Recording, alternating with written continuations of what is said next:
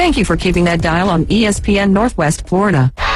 For exciting college football, the best boiled seafood, and the most game day fun, it's Lone Star Boil House. Watch the games on their huge Jumbotron. Challenge your friends to beer pong, cornhole, and oversized Connect 4 in their new adult lounge. Lone Star Boil House is where the locals go for incredible wings, the best boiled seafood, and a new breakfast menu. Saturday and Sunday starting at 9. Crush the follow on Facebook to catch huge game day specials. Lone Star Boil House, 320 West 5th Street, downtown Panama City. PCB Hobby, the beach's premier hobby store for sports cards, comics, coins, and trading card games. PCB Hobby carries the largest selection of boxes and packs from the latest releases of brands like Topps, Panini, Leaf, and more. Looking for a specific player or team? PCB Hobby has a wide assortment of raw and graded cards. They carry parallel rookie, game used, and autographed cards in both modern and vintage. Have a collection you want to sell? We buy, sell, and trade. PCB Hobby on Back Beach Road, just east of Florida Linen. Call 850-320-8388. Want to do something meaningful without overhauling your schedule? Become a big brother or big sister. It's simple. Hang out, listen, be present. Right now, over 300 children in Northwest Florida are waiting for someone like you. Call 850-433-KIDS or visit BeTheBig.org to learn how you can help shape a child's future today. Experience a higher level of service. David Adamson Designer Jewelry has been providing you the very best of fine jewelry and repair in Lynn Haven for over 32 years. David has added Amber Anderson and Russ Klinger, names you've known and trusted in PCB for years with your fine jewelry and watch needs. Find that one-of-a-kind engagement ring, that special anniversary gift, or something colorful just for you. Amber and Russ will find it or build it for you, serving Bay County and beyond in Lynn Haven at the corner of Ohio Avenue and 9th. David Adamson Designer Jewelry. Hewitt Tire and Auto has been in business in Panama City forever. Locals taking care of locals. From the smallest to the largest vehicles, they do it all. But don't take my word for it. Listen to the experts. Hewitt Tire and Auto, your certified AAA service center and hometown towing. Visit them online at HewittTire.com on Airport Road in Panama City. 850-769-7323. Hewitt Tire and Auto Center and hometown towing. Is your restaurant looking a little tired from the long off season? Is your office a little offish? Start the new year off right by giving them a fresh start. Fresh Start Cleaning is now accepting new clients. Ask about their complimentary hood cleaning services. Fresh Start Cleaning. Get clean again with Fresh Start. Call 850-771-6917, 771-6917, and ask about their complimentary hood cleaning services. WVLQ Port St. Joe, WGSX Lynn Haven, powered by Panama City Toyota. ESPN Northwest Florida. And now, the Gulf Coast's newest sports talk host. Hey, there's the new guy. Paul Wilson. That is not winning football. Paul is your pipeline to the heart of the action. Billy Napier's play calling sucks. He's a terrible head coach. Hot takes, big reactions, and your calls are incoming. I'm blown away how bad Florida is. As a Seminole fan, I'm enjoying it. The Sports Blitz. You better be able to run the football against Georgia or you're going to be finding yourself in a big hole. The new Sports Blitz. This is a problem for Alabama. On 104.3 ESPN Northwest Florida.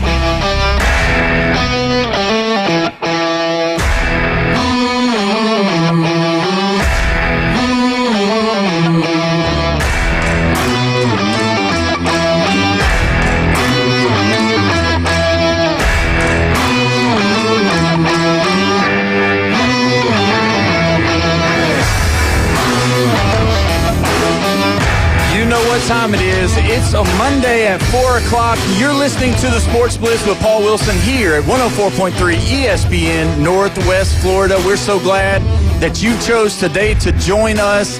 We're excited. This is a big day. We've got some awesome guests in the building and coming on the phone. As always on Monday, Coach Brian Haddad's in the building. How you doing, Brian? Doing well. And as always, LSU Jeff rocking the blue Tommy Hilfiger shirt. How you doing, Jeffrey? Doing good. Good. And as promised, on a Monday, the coach of the Mosley Dolphins in the building. Coach Tommy Joe Whitten. How you doing, Coach? Doing good. Man, it's so good to have you. I got to go and watch your game and got to do a little interview with you. And the last thing I said, guys, was, hey, when's your bye week? He said, this week. I said, okay, let me know. And so he did. And so we're honored to have you with us today, Coach. Thank you so much for being here. Good, thanks for having me. I'm Awesome. excited to be here. Oh, yeah, it's going to be awesome. We're going to talk a little bit about that later. We also got Jimmy running the ones and the twos. James, how you doing today, my friend? Doing great on a Monday. And I believe we're ready. Aren't we ready, James? We got him on the phone. All right, here we go. And a big guest today with us on the show. One of my heroes growing up, Mr. Eli Gold. How are you doing today, Eli? I am well. Thank you very much. How are you guys? We're doing fantastic. We are just so excited to have you, the voice of the Alabama Crimson Tide for all these years, and just a part of our growing up listening to Alabama football. The thing is that, Eli, whenever I was a little kid, I had the old school stereo in my room, and Alabama games didn't get put on TV so much, not every single game for sure, like they do just about now. And I would go in my room and I would lay on my bed and I would just turn the radio on and just hear you call the games. And that was my childhood on a Saturday, whether it was in the 12 o'clock hour or whether it was 6:30 at night. We appreciate that very much. Those were great days. They sure were. Yes, sir. So having all of these games, it's going to be so hard and difficult, I'm sure, for you to give us some of your greatest calls because there's so many. Could you just let the fans know some of your greatest calls or maybe your greatest call that you had? Well, that's really not for me to say. That's for the fans and for the listeners to say. Greatest, can mean a lot of different things to a lot of different people. I would have to say that, one of my best calls from a radio standpoint was the win over Texas in the national championship game when, I said, and the roses in this grand old stadium are once again crimson. Yeah. That was, an outstanding piece of radio, if I do say so myself. However, as far as, coming up with a call for something else, well, obviously the game between Alabama and Georgia when Tua hit Devontae for the touchdown in overtime after that terrible sack, that was a massive play. Then you have, Terrence Cody blocking the field goals against Tennessee, which, as we now know, helped save a Crimson Tide's national championship. And then, people sometimes will ask me, what's one of my most memorable calls, which doesn't necessarily mean favorite. It means memorable. And, a game like the kick six, when Auburn scored, on that kick return, that was memorable. I'll never forget that.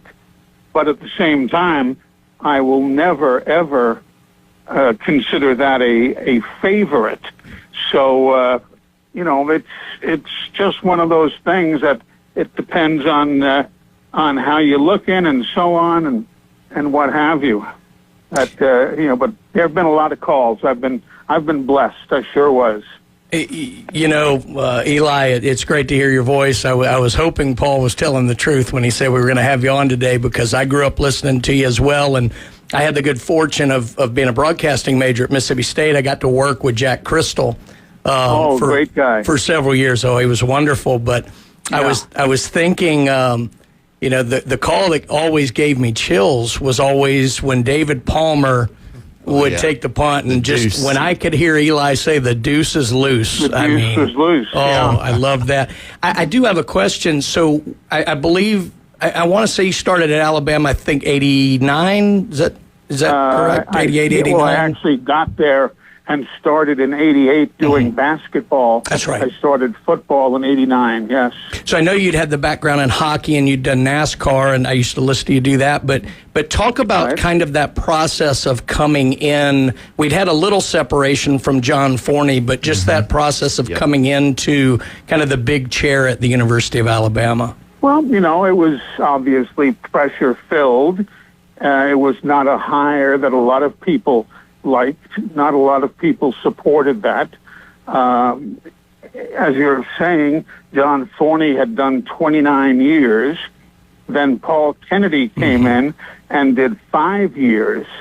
And then they brought John Forney back to do his 30th year. That's right. And at that point, John, God bless him, had a couple of strokes, and, you know, they decided to make a change, and they brought me in. So it was not easy. I had people supporting me from the boss's standpoint, Bert Bank and others who helped me along the way. So I really can't complain in that regard. But it was not easy. It should have been a very, very good, fun time for me. And in actuality, it was anything but, because there were some very irresponsible members of the media who chose not to investigate, but just took me to task. And, you know, that's part of life. Yeah. One of the things that I remember growing up is you and the run that you guys had, you and Kenny Stabler, having him coming back. How was it working with Kenny? Because I know that he was, you know, not only a player, but just an absolute Alabama fan. And how was it just working with him in the booth? Well, it was very simple for me, because I knew that I had absolutely no right to analyze any plays. None whatsoever. I'm serious. Why would anybody want to hear me analyze a play when I had a Super Bowl winning quarterback sitting to my right? You know, and so it was very simple. Snake was very, very well prepared, despite what some people might want to tell you. He never showed up impaired. You know, I can't say what he did during the week, but he was never impaired when it came time for the broadcast. And he was just a great guy. But he would look at a play, and he could see it, and then he did something that was even better. Because you know what? There are a lot of people who say to their friends, oh, I knew that, I knew that, I knew that. And these people actually didn't know diddly. And they don't want to admit that. They just want to make it sound to their buddies like, oh, they knew everything, and they're, you know, football aficionados, and there's nothing that could go on that they didn't understand. Well, truth of the matter is, most people don't know squat about football. They think they do. They talk like they do, but they really don't. And what Kenny was able to do was analyze these plays and dumb it down so the normal folks, and I include myself in that, you know, Kenny would dumb it down so we could all understand what had happened, why it had happened, and that was very important during those broadcasts. Yeah, the having those games that were called and understanding what was going on, especially when we were not able to watch it on TV, and just being able to do that. A lot of the fans, and I do speak to a lot of Alabama fans, every kid that played football that was outside in the park, or whether they were in the neighborhood, when they would score a touchdown, they would give your call of touchdown Alabama because of how iconic it was. And everybody tried to mimic you and to mock you and to sound like you. And, you know, I just remember that. And some of my friends, they knew that you were coming on today, and they wanted me to tell you specifically thank you for that, because of, you know, it just made them feeling it. You know, it was my pleasure to do that. I worked for the listener. You know, they may not have signed my check, but I worked for the listener. and now doing the games for Jacksonville State after Alabama kicked me out. I work for the fans, for the listeners, as I did in Tuscaloosa. So I'm happy to do stuff for the fans and make them feel like they're part of it. And, you know, the way I was taught radio, I was taught that there is nothing that is not important enough to be described. Everything, you're the eyes of the listener. Everything needs to be described to some degree, whether it's the smell of the popcorn, whether it's the grayness of the sky, whether the lights are on, what have you, the color of the uniforms. There's nothing that can happen that doesn't warrant a description on the air.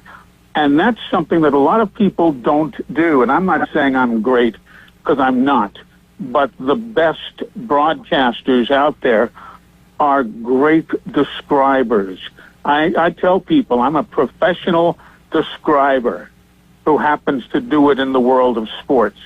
And that's what brings your listeners to the radio and makes them feel like they're sitting there on the 50 because they feel like they are there, because there's nothing that I won't talk about to further enhance their experience.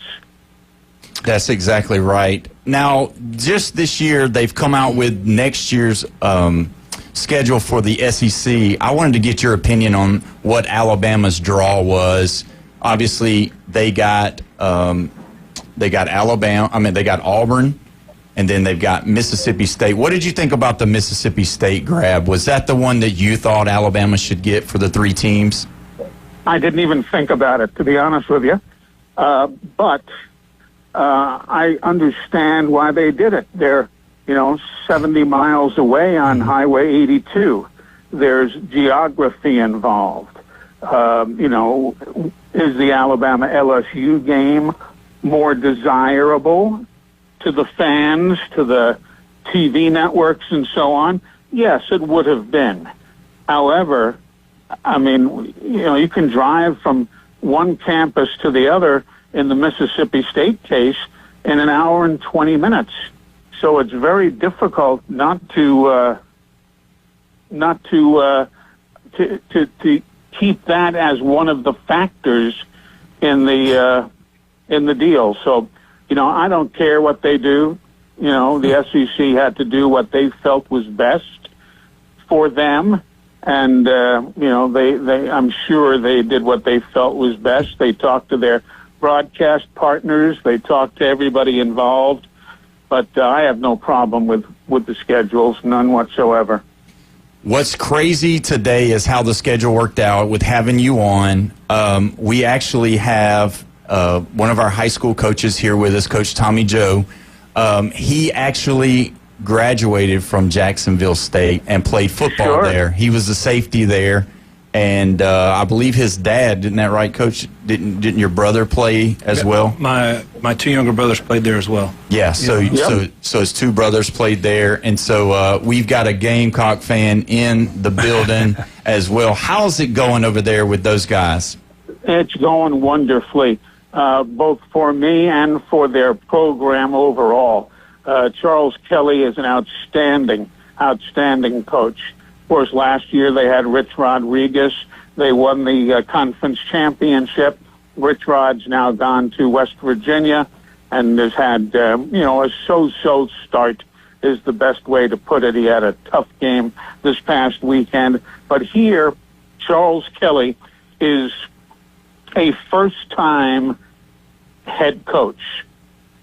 He has worked as an assistant under some of the absolute great head coaches, and he learned from all of them. But when I get ready to do the Charles Kelly show, as I'm going to do tonight, talking to him is like talking to Nick Saban, with whom I worked for 18, 19 years, whatever it was. He learned so much.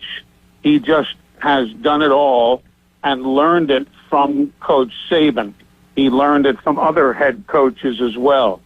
So, yeah, he's a great guy. Things are going well.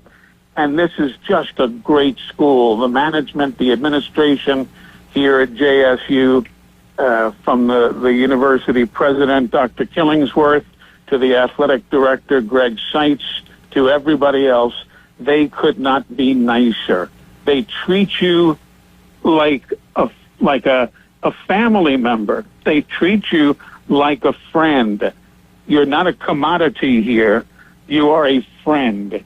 And that is something that you don't get at every school in the nation. So it's a great, great place. And Coach, you might hopefully agree with me because, you know, they brag on being the friendliest campus in the South. Well, that sounds great. It's a good sounding logo and so on. But it's really the truth. They are the nicest folks. The fan base is wonderful.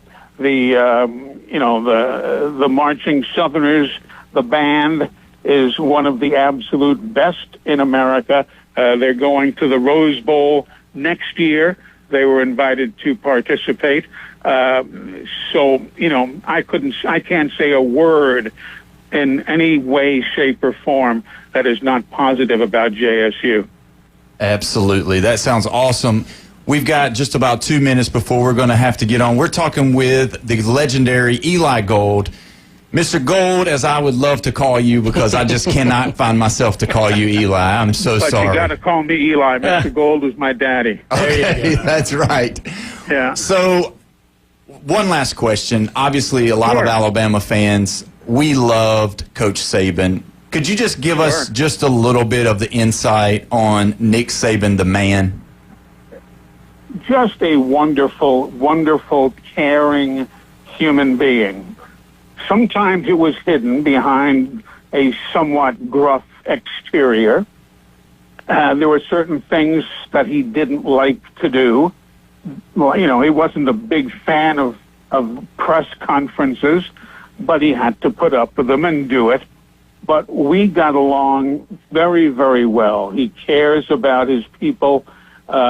He really was, you know, he checked on me when I was sick, when I had cancer, when I ripped up my knee. You know, I got a package in the mail with a warm-up suit from the university. But he's just, you know, he's got a great sense of humor, which everybody is now starting to see through the vehicle of College Game Day. That wasn't necessarily seen when he was the head coach at Alabama. You know, he was not going to appear at the Chuckle Hut in the evening and, you know, and tell jokes. But he had a wonderful sense of humor, and the man's knowledge, just unbelievable. I would listen in to him talking to football people, Joe Namath, Kenny Stabler. I would listen to him talking to my old color man, Phil Savage, who was the general manager of the Cleveland Browns. These guys would talk at a level that, I mean, they left me in the dust. I'd say to Phil after these conversations, I'd say, all right, now, in English, what the heck were you guys talking about?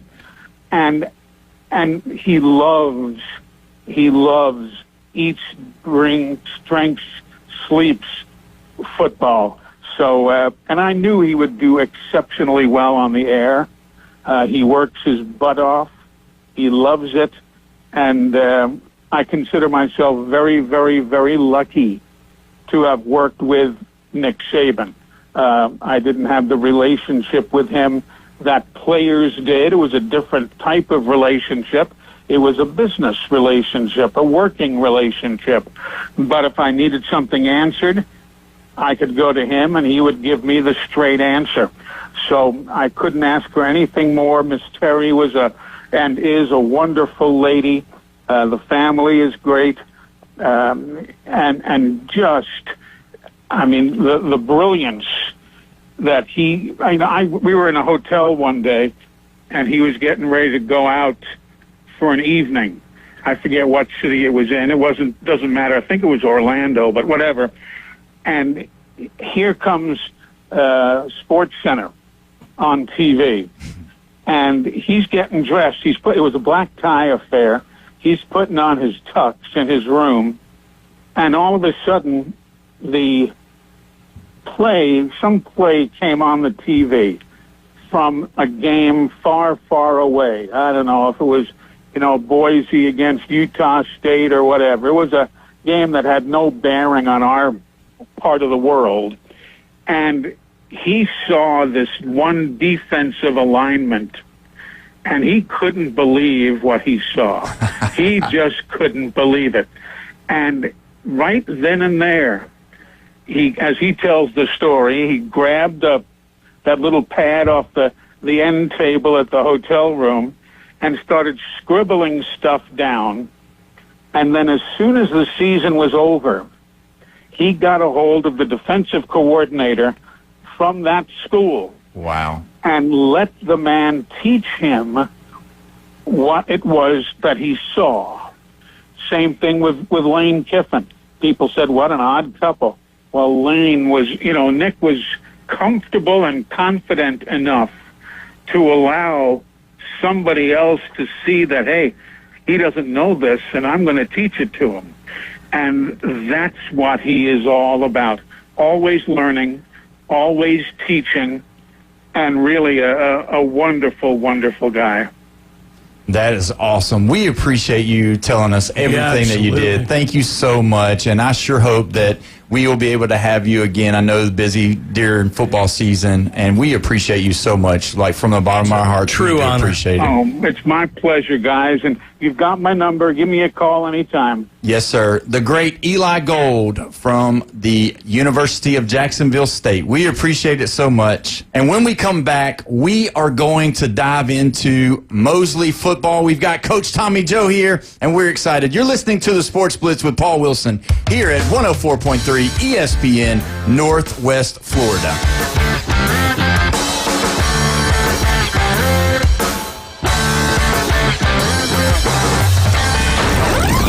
Taking your hot takes, rants, and takedowns. Let's hear it on the Red 7T studio line. 850-215-6290. Weather in the Panhandle never stops. Turn to 104.3 ESPN Northwest Florida. This is Joanna with your latest forecast. Up to the minute weather reports all day long. A chance of thunderstorms and moderate rain. In-depth storm coverage. Winter Storm Enzo. And breaking weather as it happens. Hurricane Helene. ESPN Northwest Florida. We do have a tropical storm warning. Rely on it.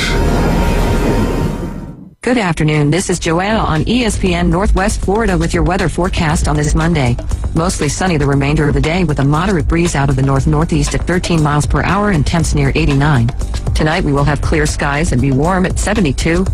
Mostly sunny tomorrow and a high 85. Mostly sunshine Wednesday with a temp of 85. This forecast is brought to you by Earthworks of Northwest Florida, Mid-South Lumber, the best little lumber yard in Panama City. Thank you for keeping that dial on ESPN Northwest Florida.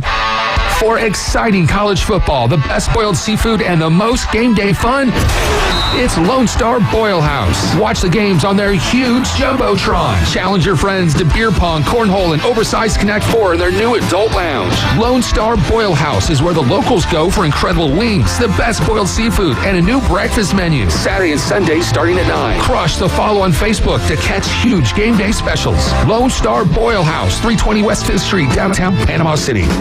Bringing you the world's #1 auto brand is a lot of fun.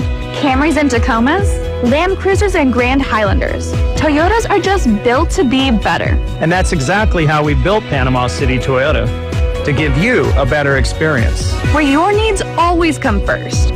Where you can relax with a great cup of coffee or browse the Heritage Collection. While we help you add the perfect vehicle to your collection. Come see us today at Panama City Toyota. You found us inside the CBC Construction Studios.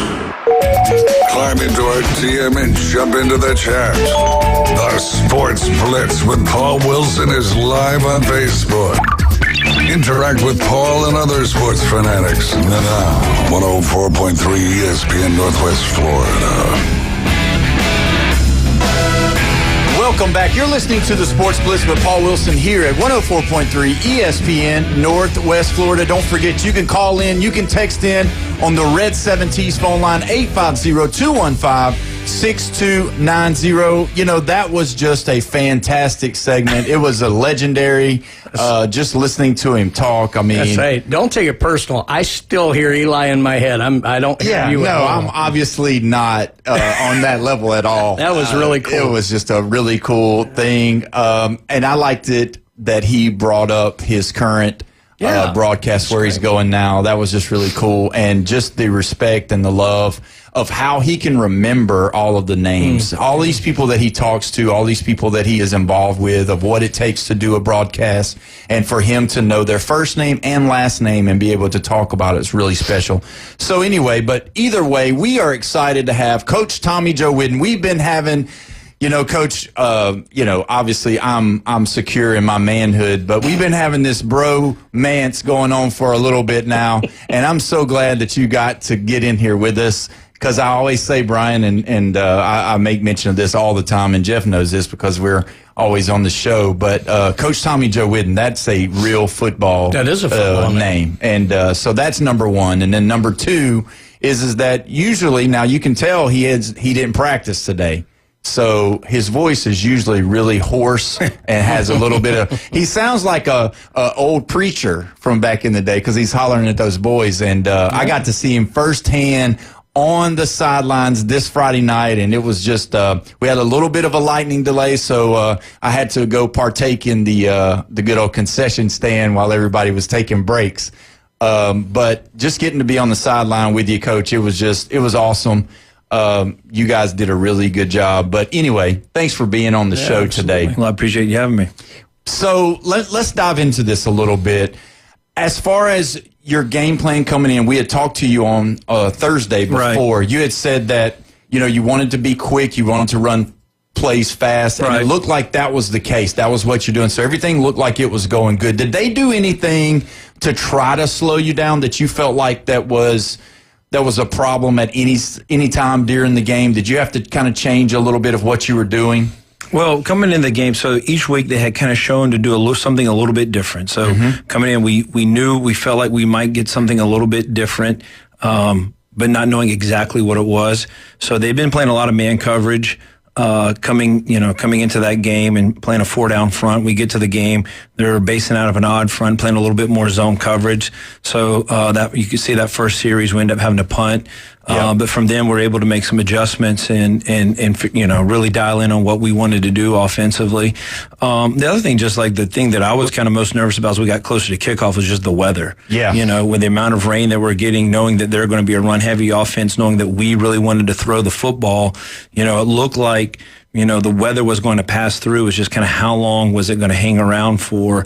Honestly, I think that weather delay that we got was a little bit of a blessing in disguise for us, because it allowed the weather just to clear on out. We didn't have any rain after that point, and we were able to really throw the football. So, but, you know, again, I thought our guys, you know, played really well. I thought we played well in all three phases of the game, and it was definitely a physical, you know, tough ball game, and I thought our guys did a great job of answering the bell just from the physical standpoint, play after play, just with the style that they were playing. Yeah, and just to think about a lot of times your more known players get a lot of the recognition, especially with, you know, having Division I signees on the team.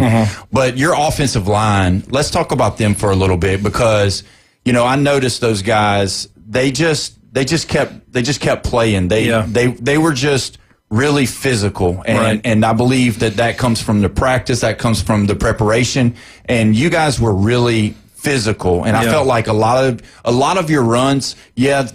Chisholm was running the ball, you know, really hard. He really runs behind his pads, but being able to get a hat on a hat was very important. It seemed like to keep the momentum where you needed your short downage, short runs to go for, you know, 3 to 5 yards, because you had a hat on a hat the whole time. No, I thought our offensive line did a great job again with the style of offense that they play. You see that reflect on their defense, because they practice against that every single day. So when you have a smash mouth running, football team, typically their defense is going to have that same, that same mindset. And I thought our offensive line did a great job of playing hard, giving us, we were efficient in the first half, and I think we were able to open some things up in the run game there in the second half, which also being able to run the ball was really critical in opening up our play action game as well. But again, I thought the offensive line played great, and was just really proud of their effort, overall.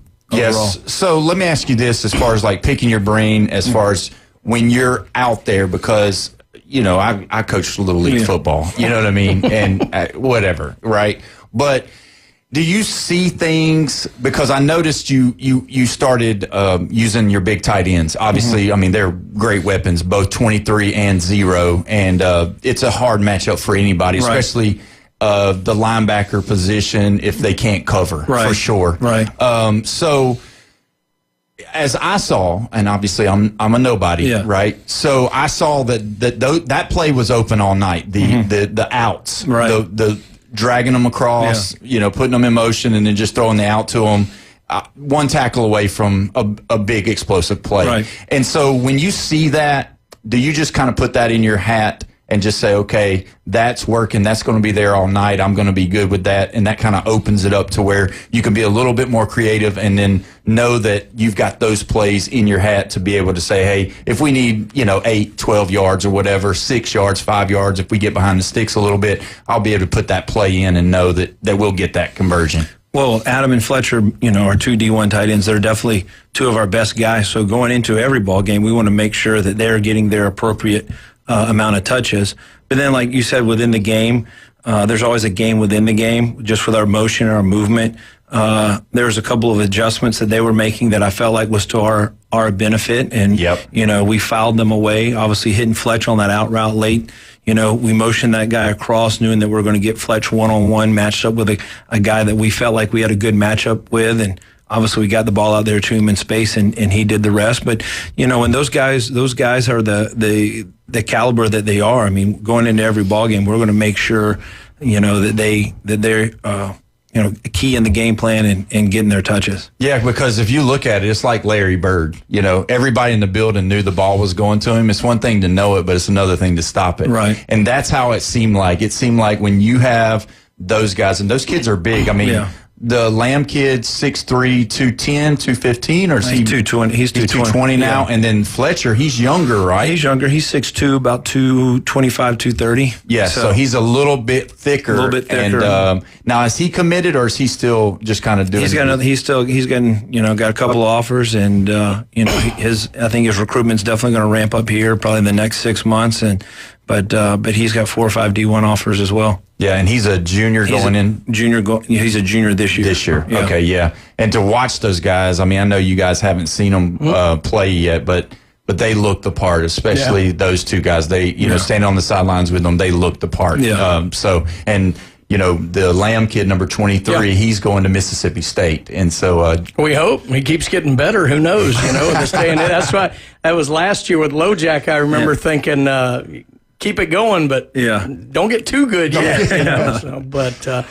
Coach, I think it was right before the season started. I was sitting in for Coach Hale, and I think we talked. And one of the things that I was interested in was your schedule, the anomaly, the way it laid out this year. You guys traveling more than a college program, but I'm curious. So you have the 3 big travels in a row, then you get to come home, but it's homecoming, and we all know what that's like. Right. So. As much as you'd like to just wear that whistle and get a hand in the dirt and, deal with actual football in the big chair, you have to handle everything. Talk about that, kind of organizing those 3 big trips and then going right into homecoming. Which one would you actually prefer? Obviously making those 3 big trips, obviously week 2 losing the Bay, that was obviously not the way that we wanted that to go. And then you're thinking, oh crap, we're about to go on the road 3 weeks in a row. Yeah. And this team hasn't been on the road before. Right. So, every football team's different. You don't know how they're going to be outside of their normal routine.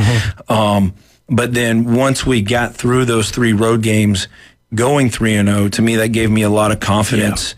In this team, obviously to bounce back from that loss and then play the way we did on the road, again, just gave me a lot of confidence that coming back, dealing with the homecoming stuff, that, as long as we're focused on the ball and we don't get caught up with all the distractions, which nothing to that point made me think that these group of guys would be worried about that, that I think everything would be okay. And again, we addressed it every single day, because the week of homecoming, there's literally something going on every single day of the week, and Bay County does homecoming on a level that like no other. Well, at least we're not doing bonfires anymore. But But so it's a full on week. But again, I thought the guys handled it really well, and obviously we're playing a quality football team in a district game. Yeah, they are. And that as well. So the guys again were locked in and thought we played really well. On Friday night. Talk about your defensive side of the ball a little bit. I just noticed that your linebackers, especially number 11, just was flying to the football. Yeah. And we had talked about it on Thursday with a veer running team like that. You're gonna have to have everybody's gonna have to be in on the tackle. Everybody and they played until the whistle blew, which was great. But 11 just seemed like he was just finding the football. He just felt like it was a magnet on the ball. And I don't know how many tackles he had. He probably had up to 11 or 12 or something close to that. Wyatt ended up having 11 tackles on the game, and Wyatt's played a lot of football for us. He's definitely our defensive captain. He's our leader, and he definitely set the tone in the game early and often. Just with his physical presence. Obviously, he made a lot of tackles, but not only when he wasn't making tackles, he was taking on linemen at the point of attack and forcing the ball to other guys. And again, just a real tone setter. Another guy on defense that would surprise you that had a great game for us was our corner, Demetrius Gillis. He had 11 tackles as well. Because a lot in that veer scheme, those wideouts are going to go block the safeties, thinking that the corner can't tackle. And he did a great job all night of getting in there when that thing got out to the pitch player, making tackles, and we were just proud of D, just the way he played. You wouldn't think that a corner would have that many tackles, but in that ball game, he came up big. On the physical side of the game. What number was he? 21. Was he 20? Okay. Yeah. Okay. So 21. So there was a couple times, and he was giving away, 30, 40 pounds out there on the edge. And the thing was that he wasn't just making the tackle.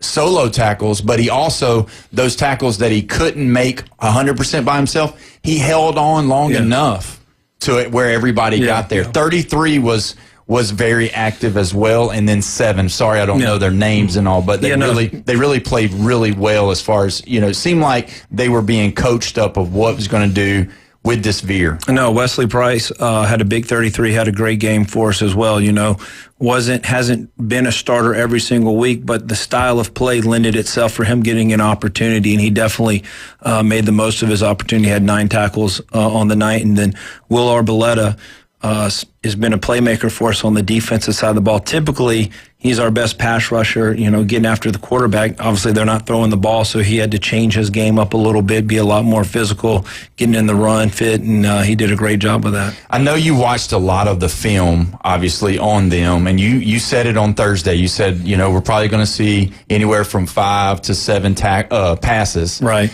Were you a little surprised? Because I was a little surprised. Obviously, being a team that runs the veer, your quarterback's not going to be able to throw. But were you a little surprised that, the kid actually was pretty accurate, and he was accurate on the run, and he made a couple of plays that just kind of shocked me a little bit. I was like, they could have done that a lot more. It probably would have had an opportunity. Yeah, no, it was shocking. He had done a decent job, all year. And typically, like when they do throw the ball, most time the guys are wide open because they've just lulled the defense to sleep with so many runs. And but yeah, he wasn't off. And like I thought they're kind of late in the game. He put some balls in there that their guys should have.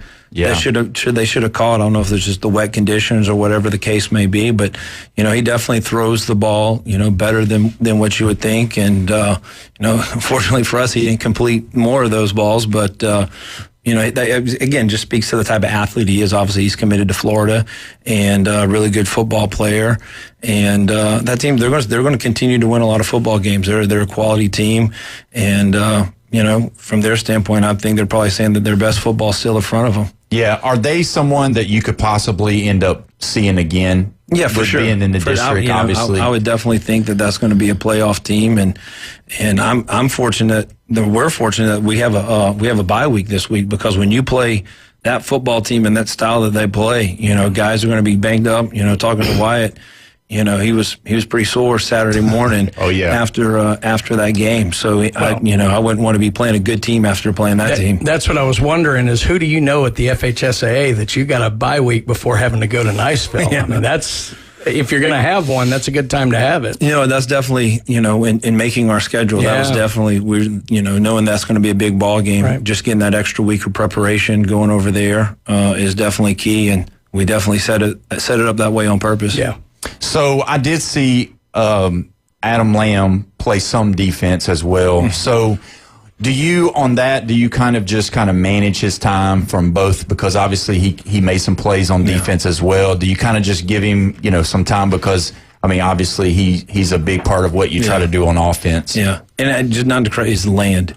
Oh, is it Land? Yeah, okay. Land. I thought it was Lamb. My bad. Yeah, no, it's okay. Land. No, this is the thing we've always taught our players. If you're a D1 guy, if you're a real football player, you're going to play both sides of the ball. Yeah. And in high school football, if you're that good, you're going to have an impact on both sides of the football. And, we definitely manage his snaps on defense. There's going to be some games where he plays a lot of defense.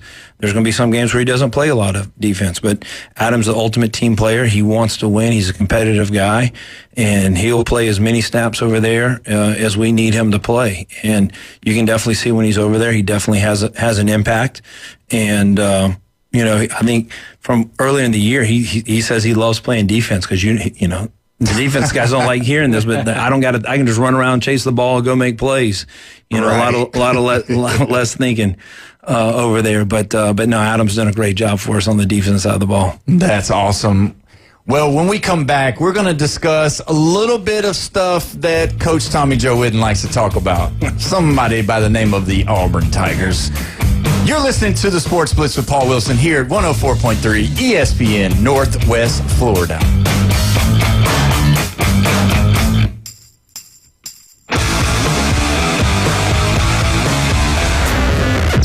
The Red 70s studio line is now open.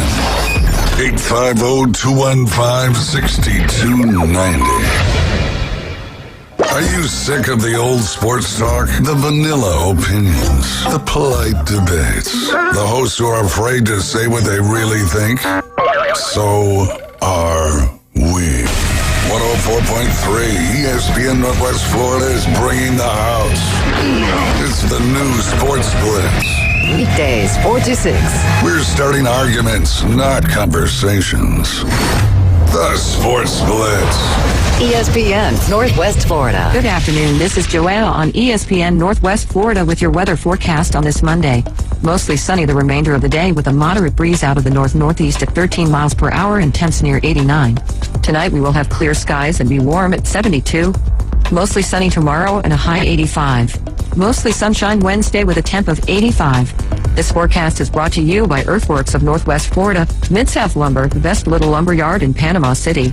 Thank you for keeping that dial on ESPN Northwest Florida. Your NFL and college football headquarters is Dak Cajun Place.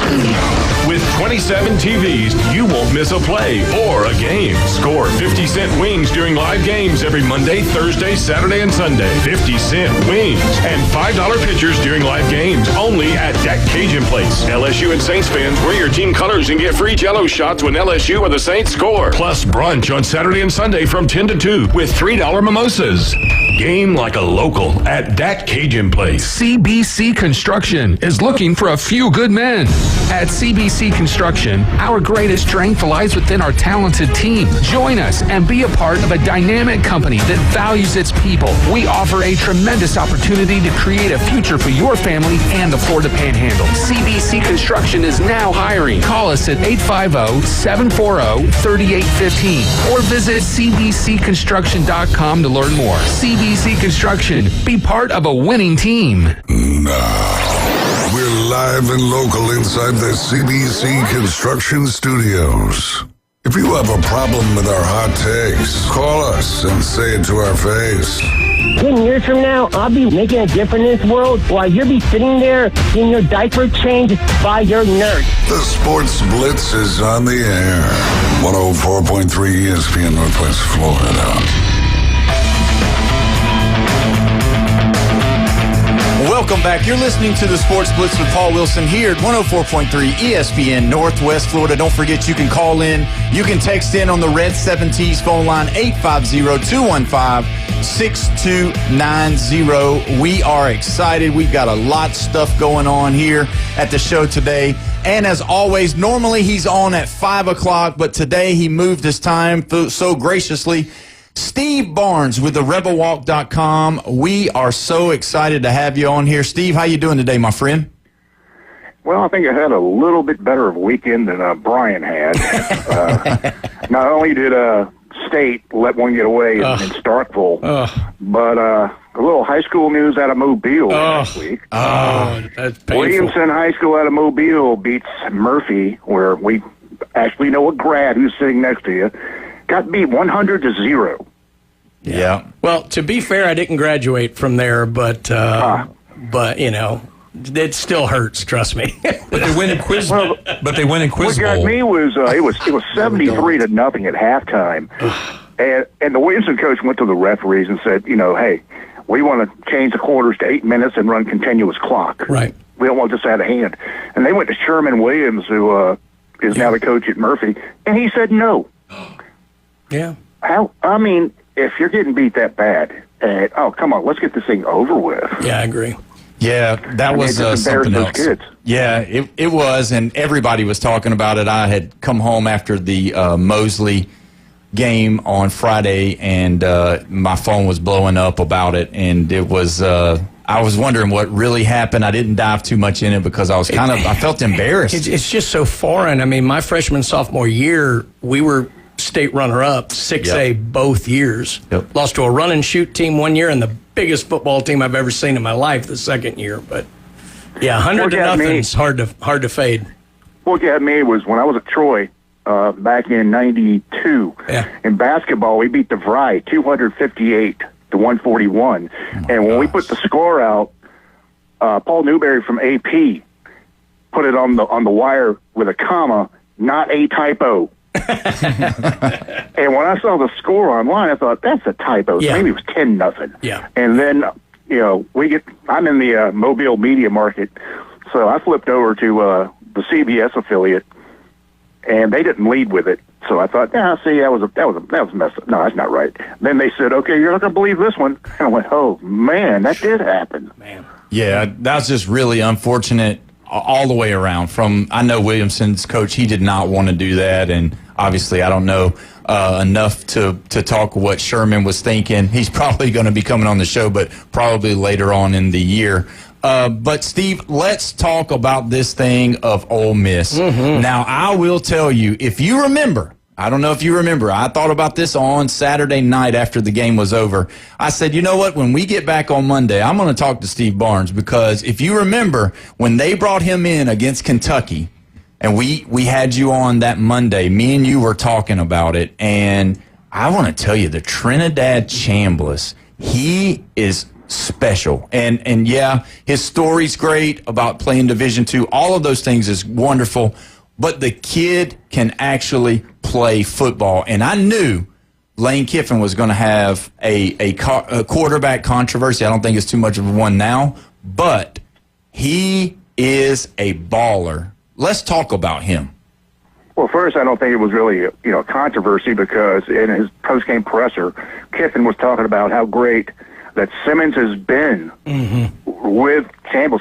Said they're in the film room together, and they're taking notes together and looking at each other, saying, well, I saw this. Did you see this? Well, I didn't see that. Okay, that's cool. But you know what he was doing this time last year? He was celebrating an 84-7 win over American International College. Wow. I think he might be enjoying this one a little better. Yeah, well, that's else I heard on something they said on CBS or ABC.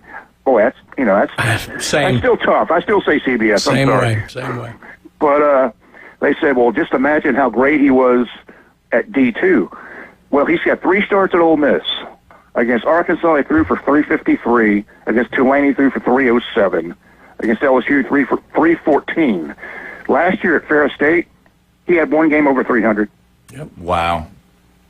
That's crazy. To understand how remarkable he is, but with those stats and those numbers, that also tells you what kind of coach Lane Kiffin is. When he has somebody with that kind of talent that can run the football, that can throw the football, that can get the ball to the playmakers, that just speaks loads of him, of how great he is. With all of this controversy going on with all the Florida fans thinking that he's going to Florida, I mean, he's handled it very good. I mean, he made it more about Whit Weeks and his daughters dating than he did anything else.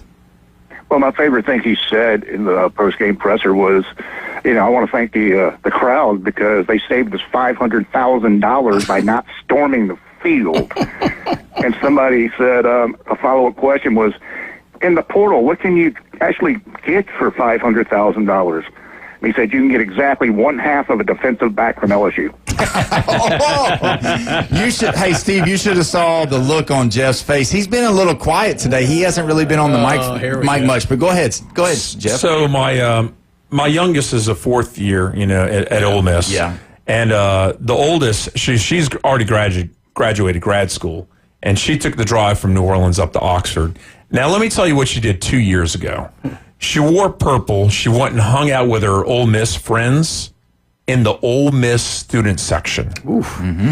And Ole Miss won that game against LSU 54-49, I believe is what the score was, because I was there with my brother in the stands, but not obviously in the student section.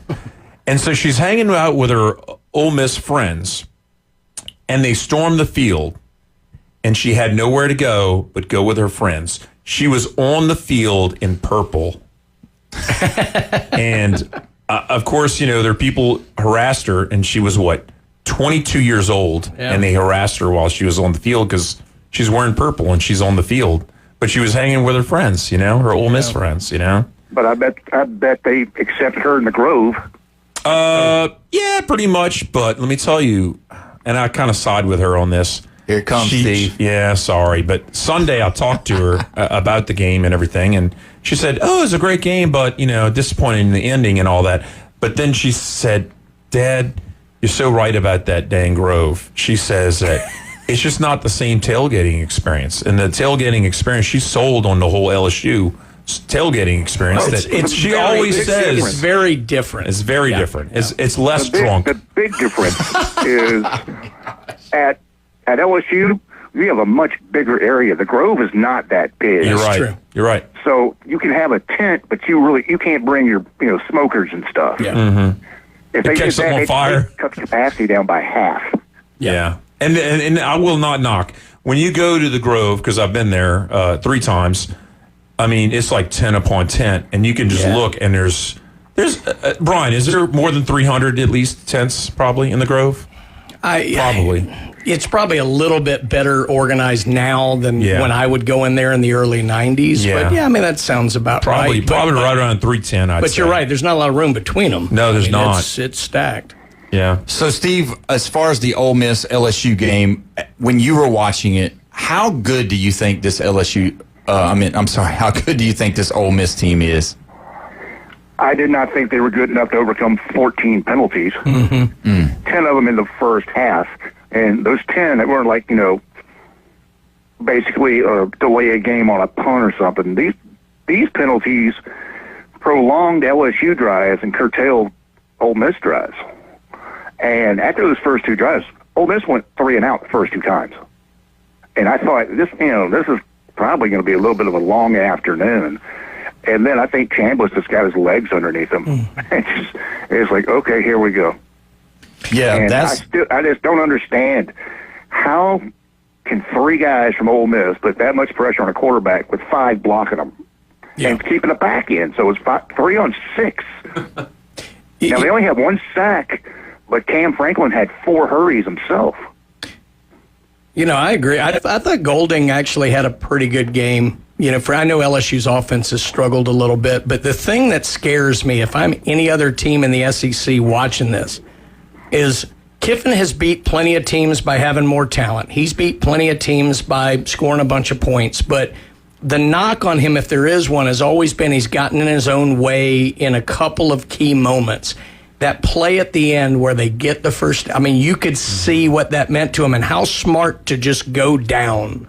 Like, it looks like, I know it's a small thing, but it looks like a mountain that has been cleared. You could see it in Lane's passion when they got that. It was like, that's a scary thing if I'm the other teams in the SEC, that he might have gotten past that one little, kind of, chink in the armor, if you will. Yep. Did I stun Steve into silence? I think so. Y'all keep breaking up on me. Oh, I'm sorry. Well, it's because I said something half intelligent and we didn't want that, so, Well, the thing about him, it was Daquan that just took a seat at the 15-yard line. Kiffin actually said that happened last year where we went ahead and scored. Mm-hmm. Yeah. But we gave the other team the ball back, and they went down and scored and tied it up. That's right. So, and the other thing he harped on was Chambliss made one big mistake, and that was going out of bounds the play before. Mm-hmm. And he was, if you can see it on the highlights, he's going toward the sidelines, and you can see Kiffin jumping up and down, pointing to the ground, like, fall down. And, I can't blame the kid. He thought he could get the corner and get the first down. Sure. But that call on fourth down, give Charlie Weiss Jr. some credit, too. Yeah. So, and I'm hoping hello, Arkansas, I hope nobody poaches him. Yeah. Well, that's a big possibility. We've been talking about it, about who was going to be the first SEC coach to go, and with Pittman leaving like that now we're going to see what Arkansas is going to do with all these, like you said, young, talented offensive coordinators, because it seems like that's the way to go. It seems like that's where the coaching trees or the coaching hires are going to go even more now. But real quick, I don't think Weiss Jr. or I don't think that golly, who else? I just don't think they want to go to Arkansas right now because there can be so many other jobs open. What I think Arkansas should do is do what Bama did back in the 50s. Go to Rhett Lashley and say you need to come home because he played quarterback at Arkansas. You need to leave SMU and come on back home. Oof. I don't know, Steve. That's pretty tough. Rhett Lashley. Well, the other thing Arkansas did that I think is, a pretty good move, they didn't wait to pull the trigger, even though it cost them a little more than $3 million to fire Pittman. Now, what they were showing to the new coach was, look, we do have some money, and we will spend it. But the only thing is, out of the 10 top collectives in college football, 4 of them are in the SEC. You want to guess who they are? Texas, Oklahoma, Missouri. Not Oklahoma. Not Oklahoma. The Texas, Arkansas. Alabama, LSU. No, not Alabama. Really? Not LSU. Arkansas, Florida. Number 2 is Tennessee. Number 3 is Texas. Number 6 is Ole Miss. Number 10 is Missouri. How about that? What do those 4 schools have in common? They all border Arkansas. Yeah, they do. So they're surrounded by money. Yeah. But in Fayetteville, I mean, you got Jerry Jones money. You got Walmart money. You got J.B. Hunt money. You got Tyson Chicken money. That shouldn't be tough to actually raise some there. Yeah. And if they raise it, if you can raise that money in Northwest Arkansas, wow, I think they'd be good. They'd be fast. That's right. Good fast. Well, we appreciate you, Steve. We're going to have to take our break. And therebelwalk.com, Steve Barnes. We will talk to you next Monday, Steve. We appreciate it. And when we come back, we are going to really get into this Auburn football versus Texas A&M. You're listening to the Sports Blitz at 104.3 ESPN Northwest Florida.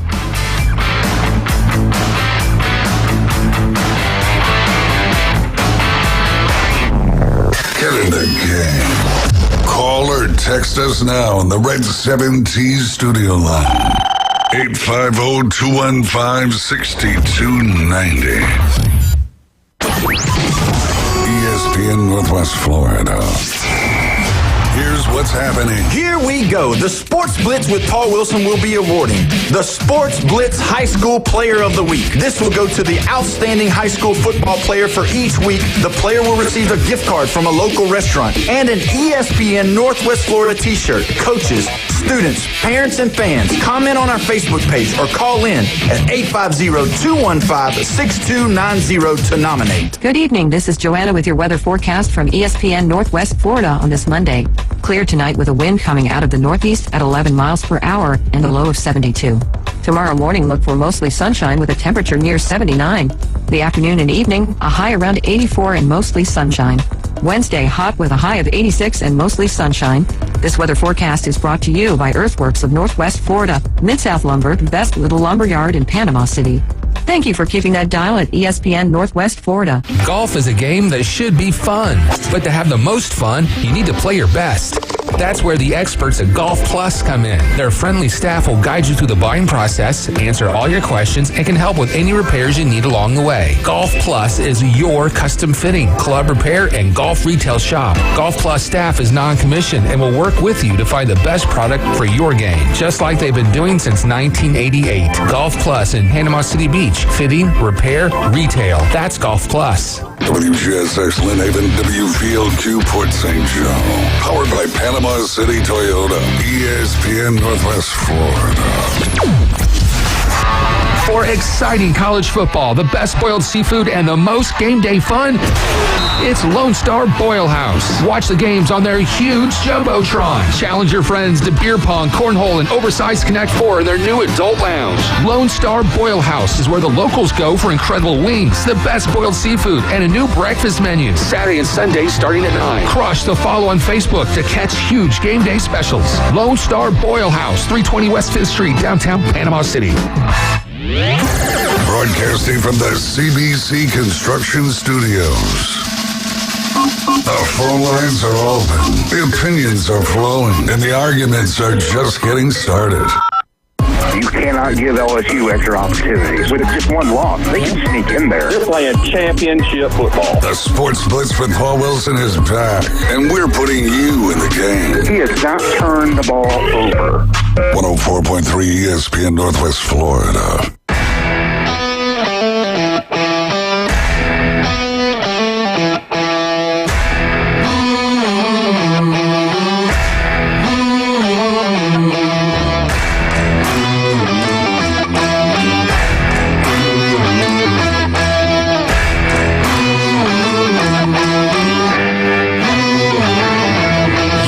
Time it is 5 o'clock on a Monday. You made it on the first day back from the weekend, and we've been having a blast here. So hopefully you're ready to get you some food and you're ready to go on that drive and listen to what we've got to talk about. We got a lot of things going on today.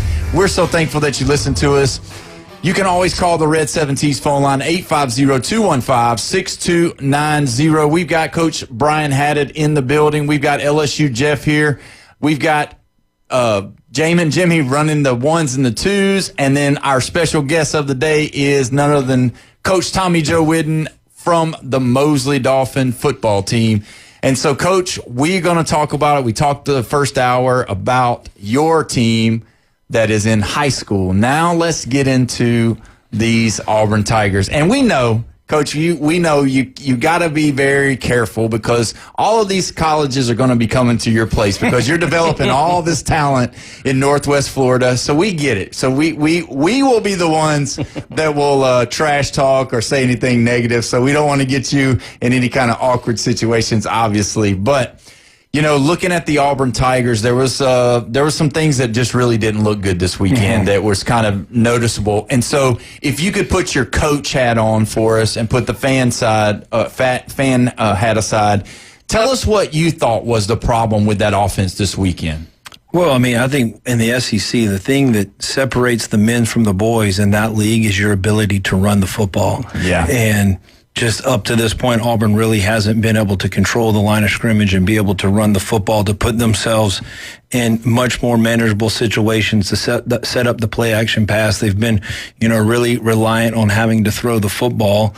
And then they've also just had a lot of penalties that have put them behind the chains. And, in the SEC, everybody's got great defensive linemen. And when you're behind the chains and those guys can tee off and try to go get the quarterback, those teams are going to have a lot of success. So I think, as the season goes, they've really got to improve just on being able to run the football and get in much more manageable situations so they can do what they want to do offensively instead of letting the defense dictate what, with the calls that are coming on second and third down. Yeah, so in high school you played quarterback, and then in college you played safety, so you've got a knowledge of both sides of the football. Jackson Arnold went 18 for 33 with 125 yards, and it would be easy just to sit back and look at the numbers, but it's like what you were talking about. He was running for his life a lot of times, and there was free rushers at times and just blown assignments on the offensive line. How do you think, as far as what you've seen out of him so far, because, that was his big playing card at Oklahoma, is that a lot of times when he'd get outside of the pocket, instead of keeping his head, eyes downfield, he would be more apt to just tuck it and let's go. And I believe that's kind of still what he's doing as far as what he's doing with Auburn. Yeah, no, you can definitely see, I feel like he's holding on to the ball, a little bit too much. Obviously, you've seen the amount of sacks that they've had, early in the year. I think that's part of that is I feel like he's trying to probably do a little bit too much, wanting to make plays down the field, wanting to make something happen, and instead of just, getting the ball out of his hand, being on time, making good decisions. But again, I think, like I said before, I think a lot of that's predicated on just their lack of ability to just continually be able to run the football, especially versus really good football teams, because there's a lot of, Coach Elko's a great defensive mind and does a lot of elaborate things on the defensive side of the ball. And when you're consistently in 3rd and 8, 3rd and 9, 3rd and long situation, you're just giving them just the Rolodex to call whatever they want on the defensive side of the ball and come up with elaborate schemes to be able to put, pressure on the quarterback. And that's really tough. Definitely speeds up the game, in your mind and just your decision-making process. Well, check this out, Jeff. I don't know if you saw this or not, but they were 0 for 13 on 3rd down. I did see it. And, when you look at that, you don't have to be a coach. No. You know what I mean? 0 for 13 on 3rd down. You've got to be able to convert on 3rd down at least half. Most of the time to play winning football, you can't be that far behind on 3rd down conversions. I can't remember if it was like 8 for 17 or something like that. Texas A&M was right around 50%. Yeah, and that's winning football. That would be and they only scored 16. Yeah, right. And that's the thing. Like, so when A&M was actually only 3 for 14 on the 3rd down. Oh my goodness! So that they didn't. That's do very awful, well. and they still won. You know what, though? We knew coming in the season there were going to be a couple of just X's and O's issues with Auburn. Like that. But it was a solid team, looked like it was on the up thing. What I was a little bit worried about, if you have a team that goes out there, plays really hard, comes up just short, but they feel like they gave it everything, okay. The next week you bounce back and you go get it. We talk about it all the time. These kids, they hear everything. Yeah.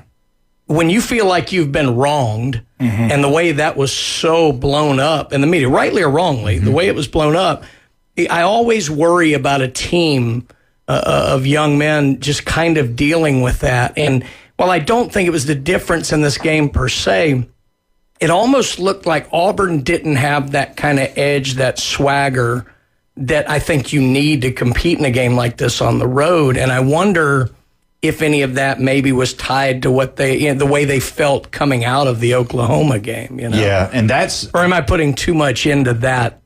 Do you think the mental side of it? I definitely think in the world that we live in, kids definitely hear everything that's going on. I think the one thing to me that's been really impressive is just the defense and just how they just keep battling, in that ball game. A&M, I want to say in the 3rd, 4th quarter was driving. It was a 2-score game. They're driving to put the game away, and they had the big pick that got them back down, down to the 1-yard line, and they punched it in the next play and made it a 1-score game. So, again, I think you can see a lot of positives on the defensive side of the ball, and just their continued, even when things aren't going great on the offensive side of the ball, those guys are still continuing to play hard to give them a chance. And that's, to me, I think they're a good football team. I think there's some things that they've got to get cleaned up on the offensive side of the ball. And again, they've had a tough stretch of games as well.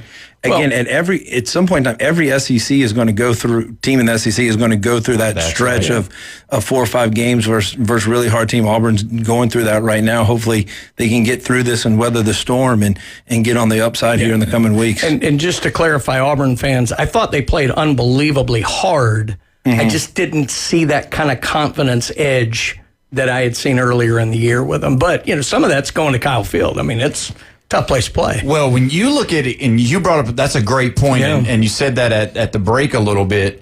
When you have teams like Missouri, when you have Vanderbilts, when you have A&M, when you have Ole Miss, when you have LSU, all of these teams are good football teams. You can't just, be okay with, just barely moving the ball and be able to eke out a win here or there. But you've got to actually game plan. Obviously, they game plan, but you've got to be ready. You got to have all your players. You got to get everybody there, that's nicked up. You got to get them ready to go because, it's like with their quarterback, Marcel Reed. Like, he's dynamic when he's outside of the pocket. He can throw the football, but he runs very well. And so you've got to be able to tackle in space with a guy like him because if you don't, it could get away from you real early because they have the opportunity to score a lot of points with their offense because of how dynamic he is. Don't you agree with that? No, I definitely agree. Anytime where the quarterback can extend plays and make plays with his leg, that definitely makes it tough. It makes, as a play caller, makes it where you don't have to be perfect as well. Sometimes he can get you in and out just with his legs and extending drives. But again, like when you bring up Vandy, when you bring up Missouri, both of those teams have their quarterback play has been really well. Both of those guys do a great job of extending plays with their legs, even when the offensive coordinator may not have called, the best play, or like that guy can get you out of, a mistake and, make what we call chicken salad because just of his ability to make plays with his legs. And as well as I do, when you get out there in the flats and you're one-on-one, you feel like there's 150 yards in between you and that back, and you're just like trying to make a tackle. Well, look, and if you know that quarterback can do that, your linebackers, your safeties are going to put an extra eye in there and watch what he's doing, and they might get themselves out of position to where you can hit them over the top. It's always hard when you got to put an extra eye on something. You're taking your eye off of something else. That's the first thing you learn when you're doing track and field. You're doing the sprints and all that. Those little kids, they look back. Oh, man. You're like, oh, no, that'll kill you. And that's what, happens to wide receivers and defensive backs, It's like an all-out sprint down the field, and then that just kills you. Yeah. It's bad. But what's happening a lot, and I saw it in the LSU game all day long, was Ole Miss guys covering the LSU guy and never looking back. Yeah. And then they don't know when the ball is coming. They're almost looking at the reaction from the wide receiver to get the timing down so they can slap the ball or just put hands up to where the ball can't make it to the guy. I know that Eli said that, was talking about Coach Saban earlier, but that used to drive him bananas. Like once you get in your set in the pocket, you've got to turn around and see that football because if you don't, you're going to get beat. You can't just wait on them because, they're teaching them now, in college to just about wait until the last minute. That was the whole thing with Ashton Genty standing straight up in the backfield. They didn't want to know that he was getting the ball. Obviously, everybody in the building knew he was getting the ball. But when you watched the Auburn Tigers, though, seeing a Hugh Freeze coach team, it has to bring you back to even Liberty, even Ole Miss. Whenever he had Bo Wallace, he needs a guy that when he gets outside of the pocket to be able to keep his eyes downfield and make plays. Because if you don't, that offense, it's not meant for you. It's meant for you to run the ball with your quarterback, but it's not meant to make all the plays with your legs. You've got to be able to throw. And I do feel like he struggles finding receivers at times. And like you said, maybe it's just the fact that he's holding on to the ball too long. Do you think that's the big thing, or do you think it's more of he's just wanting to make that big play, to make that splash, to help his team win, and sometimes he just makes the wrong decision. Yeah, I think there's a couple of things, there that, when you got guys open, you got to be able to hit them. You've seen that a couple of times, and then also at the same time, again, just being behind the chains, just trying to force it, trying to do too much instead of just taking what the defense gives you. I think those are some things that could probably do a little bit better. But again, I think, and you can see this like with LSU. I think you can see with Alabama from the first game to most recently for just the ability to run the football and what that does for your quarterback, and just being able to play in a lot more manageable situation. You watching the LSU, to me, Ole Miss game, just LSU's lack of run game, and just obviously Nussmeier's a great quarterback, but just how times he's even looked to struggle at times just because he doesn't have that run game to be able to lean on. Obviously in the Alabama FSU game, Alabama's inability to run the football game. Now, Simpson has looked like a completely different quarterback here in the last couple of weeks, but I think that's a direct effect. Just Alabama's run game has slowly gotten better. Obviously getting Jam Miller back the other night definitely helped that out and just made a difference. Again, I don't care how good you are at quarterback. If you're one-dimensional, especially against these SEC defense, the position can become very hard, real quick. Yeah. So we didn't have Durham, our starting running back. Right. And then Barry came in, and he's a stud. We believe in him. He came from Episcopal High School, but it's so thin. Like, our running back room is not a room. It's a closet. It's awful. And same thing with Garrett Nussmeier. He sits back, and he's like, you don't have all day, guy. Get rid of the ball. Yeah. Yeah. Now, I'm not hitting the button, the panic button on Auburn. And you can say what you want because you're an Alabama fan, but they lost 2 road games, and these 2 teams are ranked number 5 and number 6. The only bad thing about this is the strength of schedule is not going to hold too much because Mateer's out. Oklahoma's going to drop a couple games. That's what I think. Yeah, that's a good possibility. But let me just hold. What did he used to say? Not so fast, my friend. Not so fast. So listen to what I'm telling you, though. Yeah, you're right. They played in these places, all right? And we got the coach in here. He's done made some statements that's helped me with my case here. But you've got a NFL caliber running back by the name of wide receiver by the name of Cam Coleman, and they are not finding ways to get him the football. I think he had 3 catches for about 20 yards, and that's all that he had. And I get it. You're gonna see the double teams. All of that's gonna happen. But I'm telling you, the body of work, the way that the defense can only play this good for so long. The defense can keeping them in the games, but Auburn's got a serious problem, and it's the inability to run the football, and then they've got a game plan to get Cam Coleman the ball. I don't know if it's a Jackson Arnold problem. I don't know if it's I don't really know, but I'm just telling you, and I'm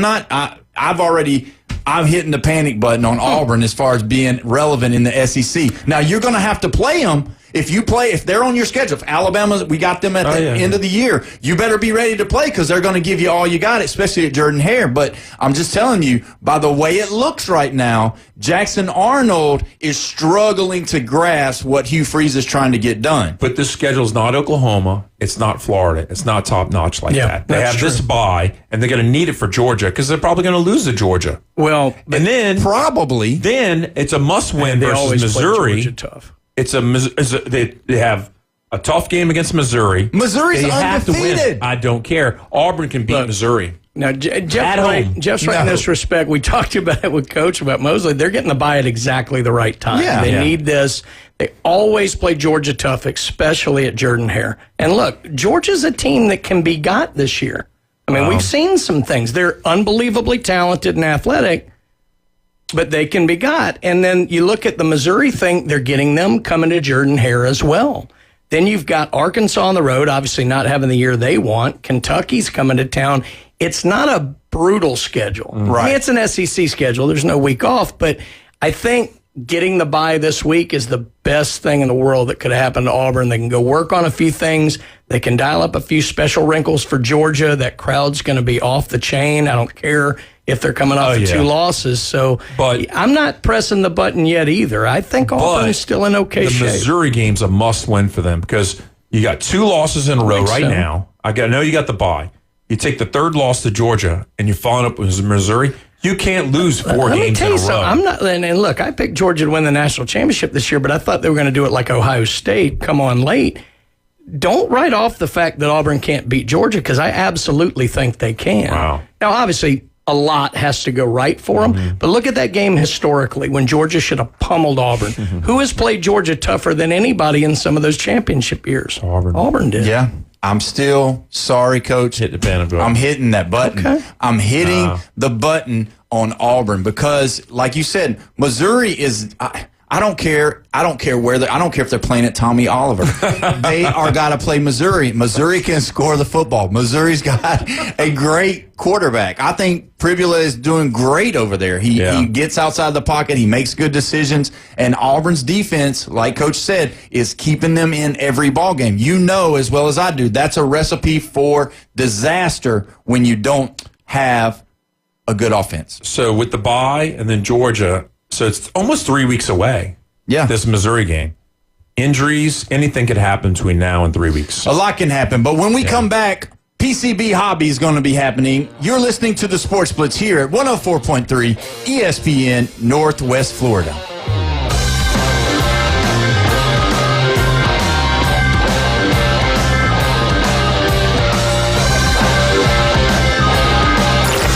Reach out and smack someone. Call or text now. 850-215-6290. The Red 7T Studio Line. Keep the game going with ESPN Northwest Florida. Just because you get out of the car doesn't mean the Sports Talk and Line play-by-play have to end.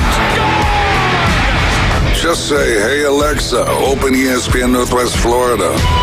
From Michigan Avenue to the man cave, from the car to the kitchen, we've got you covered. Keep the game going. Hey, Alexa, open ESPN Northwest Florida. Good evening. This is Joanna with your weather forecast from ESPN Northwest Florida on this Monday. Clear tonight with a wind coming out of the northeast at 11 miles per hour and a low of 72. Tomorrow morning, look for mostly sunshine with a temperature near 79. The afternoon and evening, a high around 84 and mostly sunshine. Wednesday, hot with a high of 86 and mostly sunshine. This weather forecast is brought to you by Earthworks of Northwest Florida, Mid-South Lumber, Best Little Lumber Yard in Panama City. Thank you for keeping that dial at ESPN Northwest Florida. Start your fall adventure in a new Kia from Bill Bird Kia. Our SUV family is built for all in adventures and endless possibilities. Stop by Bill Bird Kia and test drive a new 2025 Kia Soul, Seltos, Sportage, Sorento, or Telluride. You're going to find the perfect balance of comfort, safety, and technology. Now offering 0% APR for up to 48 months on the purchase of a new 2025 Kia Sorento or a new 2025 Kia Sportage. Bill Bird Kia, the home of the 20-year, 200,000-mile warranty. Stop by and see us at 2435 East 15th Street or anytime at BillBirdKiaPanamaCity.com. The road is yours in a new Kia from Bill Bird Kia. Offer from Kia Finance America for the purchase of a new 2025 Kia Sorento or 2025 Kia Sportage with $20.83 per 1,000 financed at 48 months. Quantities limited, cannot be combined with other finance offers. The 20-year, 200,000-mile warranty is a Bill Bird Kia warranty. See dealer for complete details. Offer for well-qualified buyers. Must take delivery from dealer stock through 9/30/25. Transmitting from the CBC Construction Studio. This is where heroes are created, legends are born, and dynasties forged. The Sports Talk Master, ESPN Northwest Florida. Now back to the Sports Blitz. Welcome back. You're listening to the Sports Blitz with Paul Wilson here at 104.3 ESPN Northwest Florida. Don't forget, you can call in, you can text in on the Red 7T's phone line, 850-215-6290. Don't forget as well, we are going to be live on location this Saturday at the Lone Star Bowl House and Sports Bar for your Miami Hurricanes at the Florida State Seminoles. Watch the game on the outdoor Jumbotron, biggest one in Panama City. The atmosphere is going to be wild and plenty of choices to eat with the locals' favorite for seafood. Plus, you can win a pair of tickets to see the Jacksonville Jaguars and ESPN Northwest Florida Station Stash. Canes versus Noles at the Lone Star Boil House, 320 West 5th Street, downtown Panama City. So awesome, awesome, awesome. We are joined today by the captain. He's in the house. Todd, how you doing from PCB Hobby? Happy Monday, everybody. Good to see you here. We got the captain and the coach all in the same house, in the same building. This is exciting here. I don't know how you got us all in here, and I got to be honest with you. Well, it's a lot of money out of my pocket, I can tell you that. Good. I'm not getting any of it, but that's all right. Coach was very expensive to get here. I'm sure he was. I charge $1.99. I'm sure he charges $2.99. All right. Well, we're doing good. It's been another busy week, as always. Something very interesting. I had my gallbladder taken out on Wednesday. Yeah. What? Yes, believe it or not, my gallbladder taken out on Wednesday. And here I am. I said, I have to be at radio.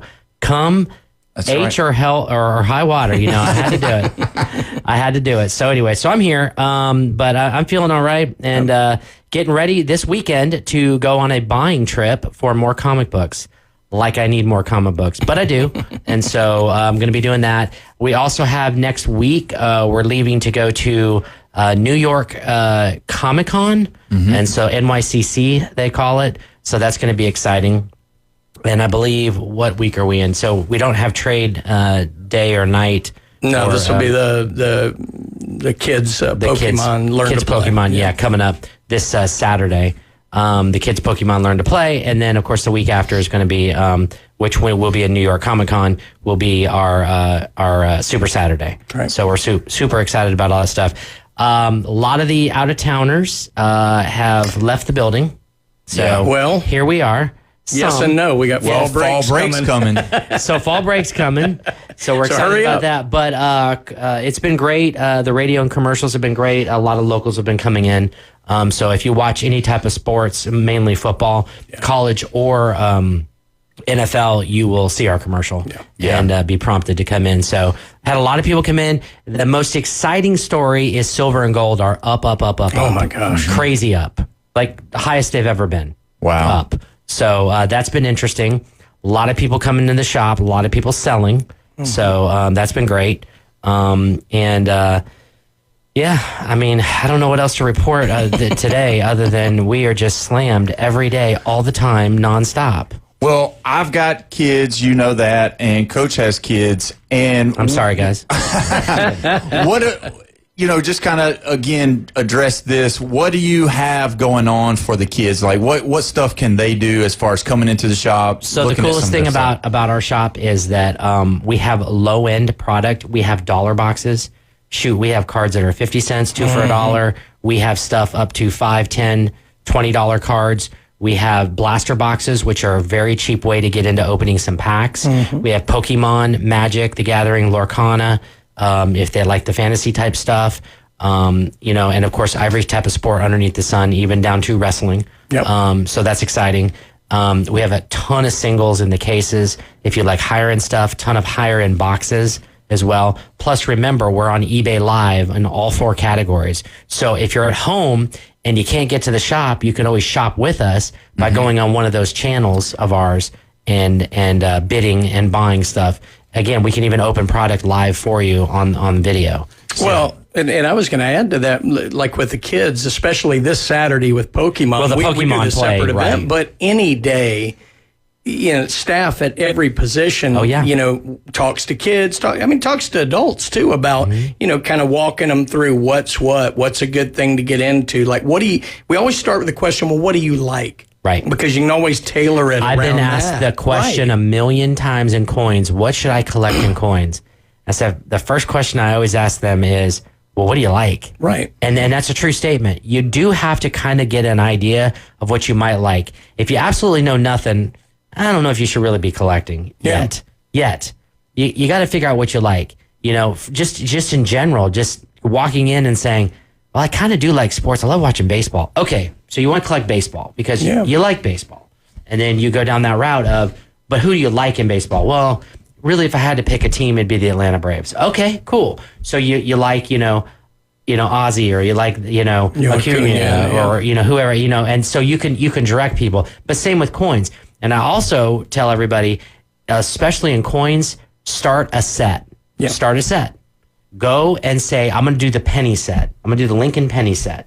That's an easy one to start, easy one to fulfill, easy one for any shop, anywhere you live, to find that information and find those coins to fill that set up. I mean, it's as simple as that, up to, I tell people all the time, spend as much money as you can afford on the one coin you want in the highest grade you want, because the better the grade and the rarer the coin, the more profitable it's going to be in the end for you. Yeah, and see, that's the thing about it with my kids, which is different than when I was growing up. So, like, when I was growing up, my favorite baseball player was Ricky Henderson. So I would get Ricky Henderson. I'd get Ricky Henderson cards. Well, my kid, he likes all the stars, Shohei Ohtani, Aaron Judge, those guys. He likes Patrick Mahomes. I mean, he's a fair weather fan, if you know what I mean. My son is. That's good. But the biggest question he says, which is crazy now, which I think this is where the world's going, is he wants to be able to buy $1 pack of cards, but there be a $10,000 card in there. They all want he's that. He's like, show me the money. It's honestly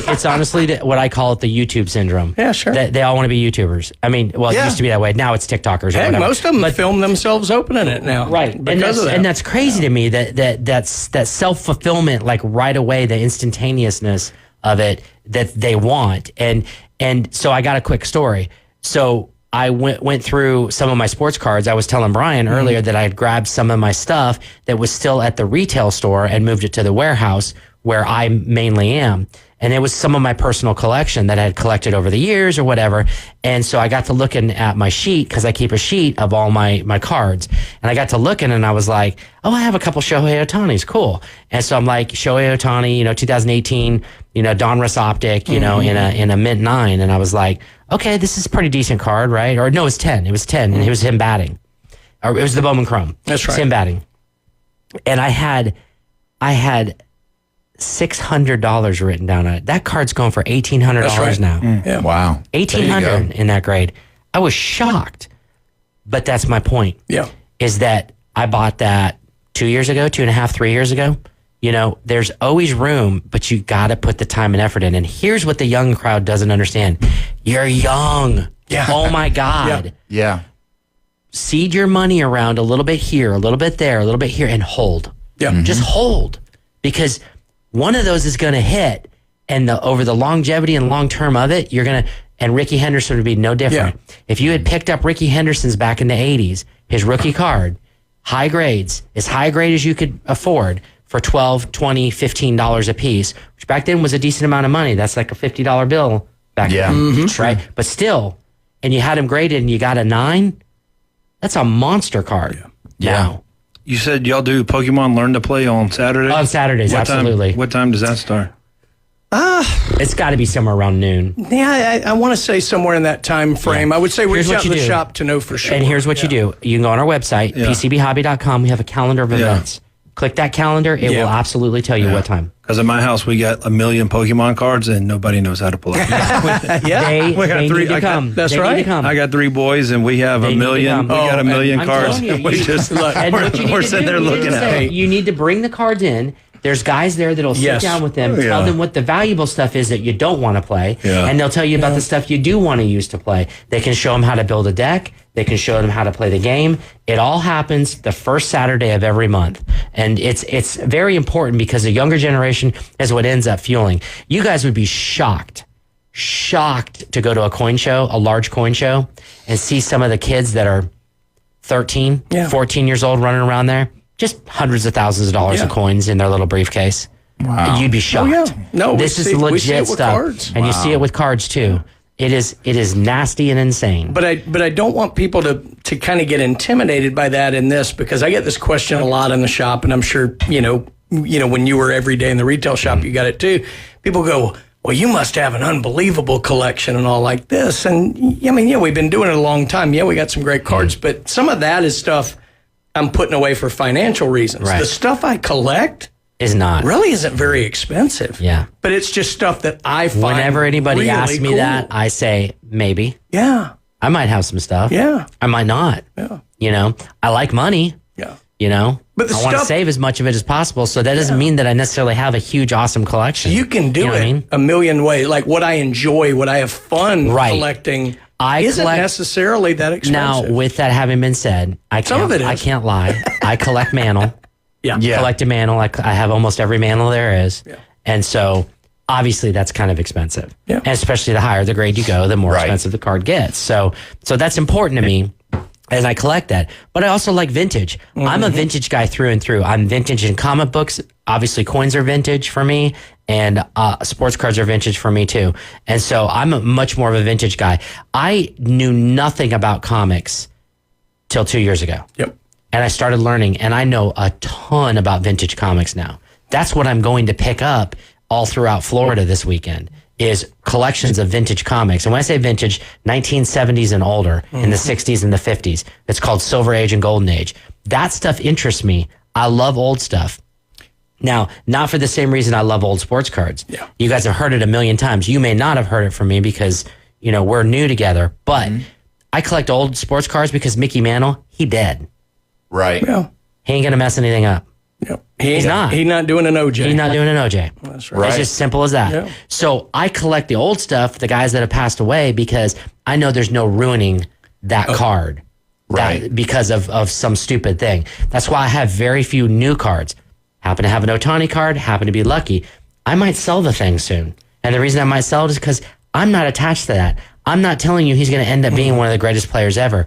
Again, he could hurt himself, be out for the rest of his life. I don't know. Nobody knows that. And by the way, young people, 1993 is not vintage. It is not. I was in college. Except It's Brian. not vintage. Except Brian's vintage. Yeah, I was in elementary school. No, I'm kidding.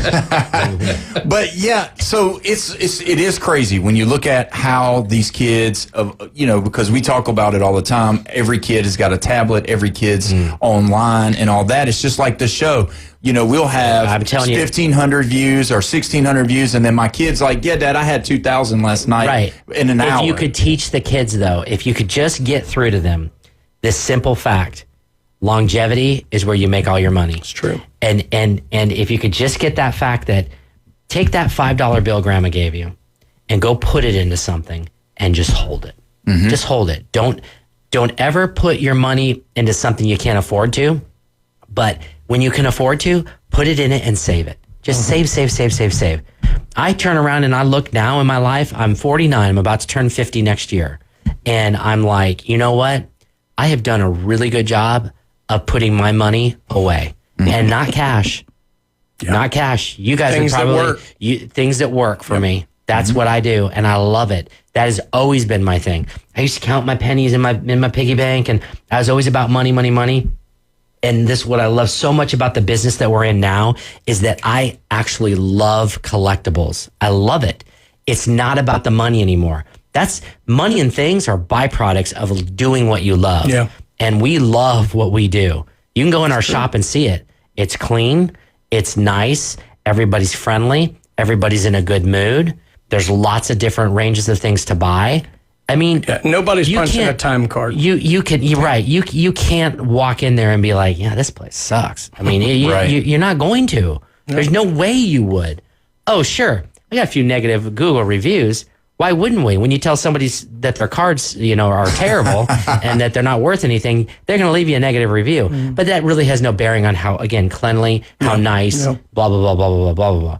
So, well, anyway, so it's very important to us to love what we do, and that's what we do every day. And that's what's so much fun about it. Again, if you could extrapolate that to kids, why do you really want to be a star on TikTok?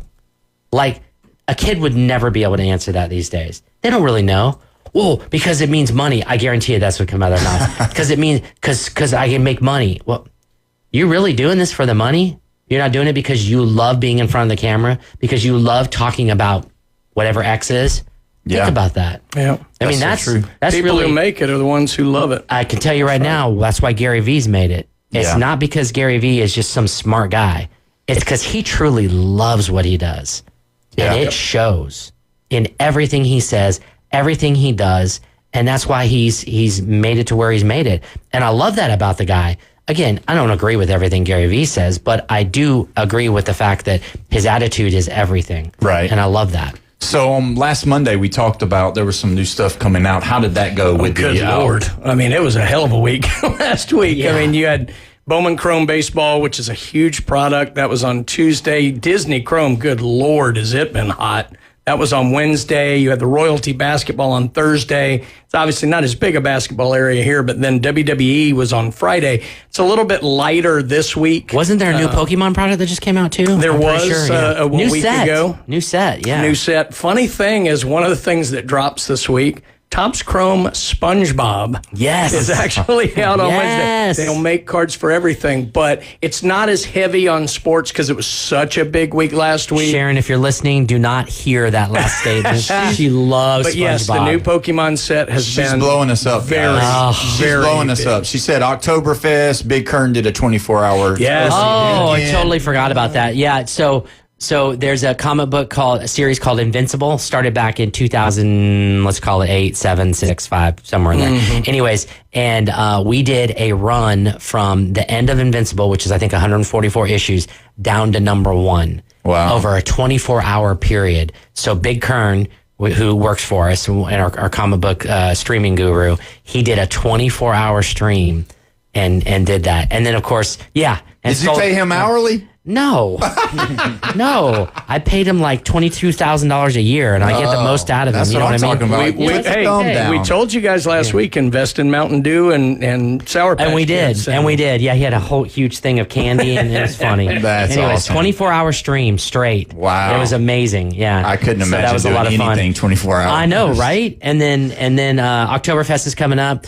We got a lot of different stuff coming up in October. Remember, we're going to do a lot of specials in November, specifically towards Thanksgiving, Black Friday, things like that, Cyber Monday, the whole weekend. We're going to have a lot of sales at the shop, and we're actually going to do a lot of blowout stuff, which can be really cool on the streams. So I see your eyes, and I know what that means, but I'm still going to talk for a second. So you gotta be ready. In the next couple months, we are going to have all kinds of craziness go on with sales and different things at the shop, and for Halloween. Oktoberfest. I believe they're doing something downtown this weekend. There's just all kinds of stuff going on. Yeah. So you guys just need to be ready. All you locals, come out. It's time to support us locally, and let's get going with this. Let's go. Awesome. Well, Todd, we appreciate you being here. This was it went by so quick. We was having such a blast, and I appreciate you doing that. No problem. But tell us the address real quick so everybody knows. We're 11939 Panama City Beach Parkway. Our phone number is 850-320-8388. We are next to Florida Linens on Back Beach. Yes, where all the construction's going on. That's right. We're right in the thick of it. And our hours are Monday through Friday Monday through Wednesday from 10 to 6. And then Thursday and Friday, we go 10 to about 10 or 11 at night because we have gameplay at night. Yeah. And then we're back on the weekends from 10 on Saturday, 10 to 6. And on Sunday, 12 to 6. So the only really off weird day is Sunday, and it's 12 to 6. Awesome. So come see us. Games on Yes, sir. We appreciate it. Oh, yeah. We always have sports on. That's right. Well, when we come back, we are going to dive into this Alabama-Georgia game. You're listening to the Sports Blitz with Paul Wilson here at 104.3 ESPN Northwest Florida.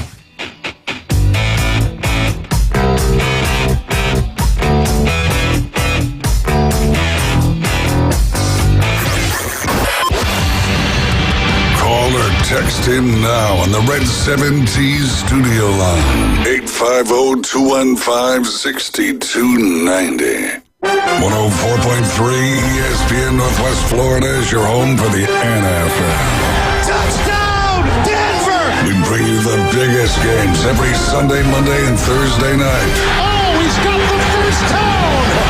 Plus, we'll broadcast more college football games than ever before. He did what? Live NFL and college football play here. Unbelievable! 104.3 ESPN Northwest Florida. Touchdown!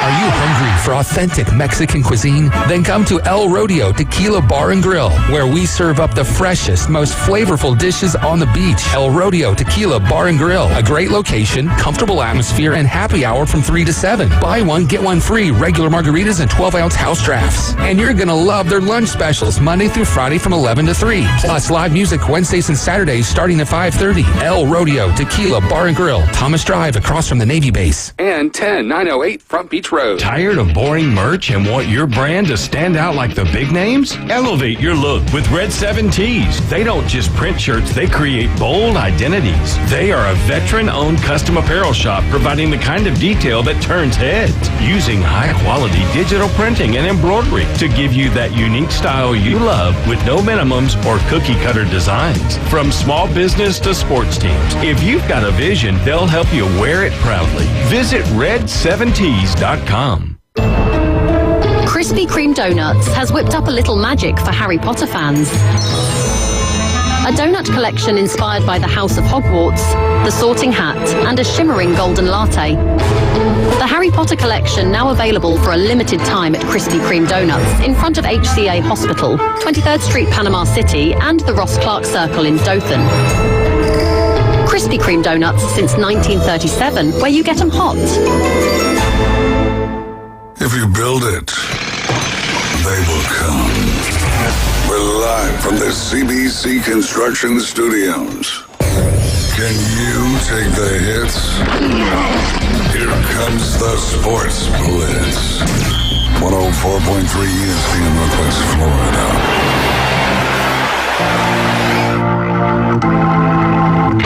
Welcome back. You're listening to the Sports Blitz with Paul Wilson here at 104.3 ESPN Northwest Florida. Don't forget you can call in. You can text in on the Red 7 Tees phone line, 850-215-6290. Don't forget, tonight is the night, Monday Night Football. The Jets at the Dolphins. Coverage starts at 6 p.m. Hopefully the Jets will not beat the Dolphins because Jeff will be hard to handle tomorrow.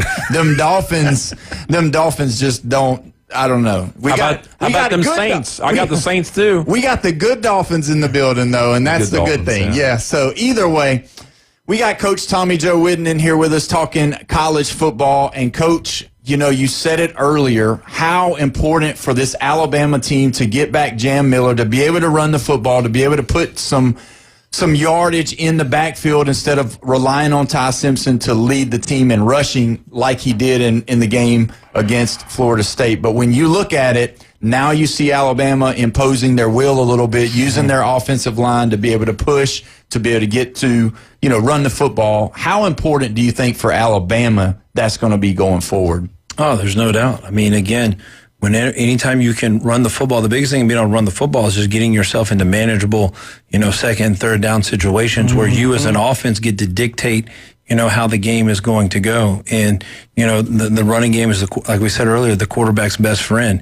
It just, you know, it does so much things for you as far as just being able to set up the play action pass, being able to, you know, to be able to play a ball control the clock, you know, and keep the defense over there fresh on the sideline for when it's time for them to get back up. So, you know, I think those are just, you know, critical things. And, you know, obviously look like they're able to run the ball a little bit better, you know, this past weekend. And I guess hopefully bodes well for them moving forward. Yeah, as an Auburn Tiger fan, I know that doesn't make you feel good to have to sit here and say that, but I appreciate that. You know, we're starting to feel a little bit. But, you know, so many people I talked to after the Alabama game, which good old-fashioned heavyweight bout, and I loved that game. But, you know, everybody was like, you know, yeah, we were able to run a little better, but we only had 117 yards. We're only averaging 3 yards carry. And I'm like, did you watch the game? Because, you know, first down, you know, Jam Miller pick up 3-4 yards. Second down, he'd pick up 2 or 3 yards. And everybody's like, well, that's nothing.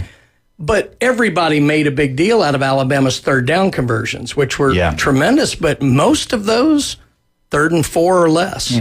And it's just what Coach just said. You're putting yourself into manageable positions on 2nd and 3rd down to where you open up the playbook. You can do so many different things. There were a couple of 3rd and 7s, 3rd and 8s, but most of them were manageable because even though it's not sexy, it's not exciting, those 3-yard runs, set you up to put you in a good position to convert those third downs, and that was critical for Alabama. Yeah, and that's the difference between Alabama winning and LSU losing, is being able to run the football, even though they didn't have a bunch of rushing yards, but it was getting to the ability to be able to move the ball. I know size got big. This is the whole reason why I brought it up, is because I wanted to see what you were squinting about. The leading rusher for Alabama, in these 4 games, 31 yards. Yeah. 76 yards. Yep. 25 yards, and that was Simpson. Yep. And 46. Yeah, 46 yards, but the 46 yards were the yards that we needed at the time. You know what? Third and whatever, because Auburn can't get third. You know what? Looking at the stats, y'all can. We can. We did. Looking at the stats, this was fun as a fan. I'm curious what Coach thought of it, because it technically was a run, but leading the stats in yards per carry, Caden Proctor at 11 yards. Wow. How cool is that? The play that they had designed where they get it out to a 350-pound lineman. And, and that poor corner who tried to come in there, and you realize, like, you couldn't see his eyes, but you could see him. And he tried to go low and just bounced off of his leg. But, I mean, just a cool wrinkle on a play. couple of, first, just it's impressive how big and athletic that guy is. And then secondly, just the confidence that Alabama had to run that play in that situation. Yeah, too. I want to say it was red zone. It was a red zone. I want to say it was just a 3-point game at the time. And, again, I thought that said a lot about the confidence they had as a football team to be running that play in that situation. And obviously they executed it really well, and it didn't look like anybody was too fired up to go tackle that big guy once he got the ball in his hand. You know what I've noticed with college rosters? You'll look at the stats for height and weight for all these tight ends. And then you go and look at the guys that are wide receivers. Mm-hmm. And these wide receivers are getting tall and big.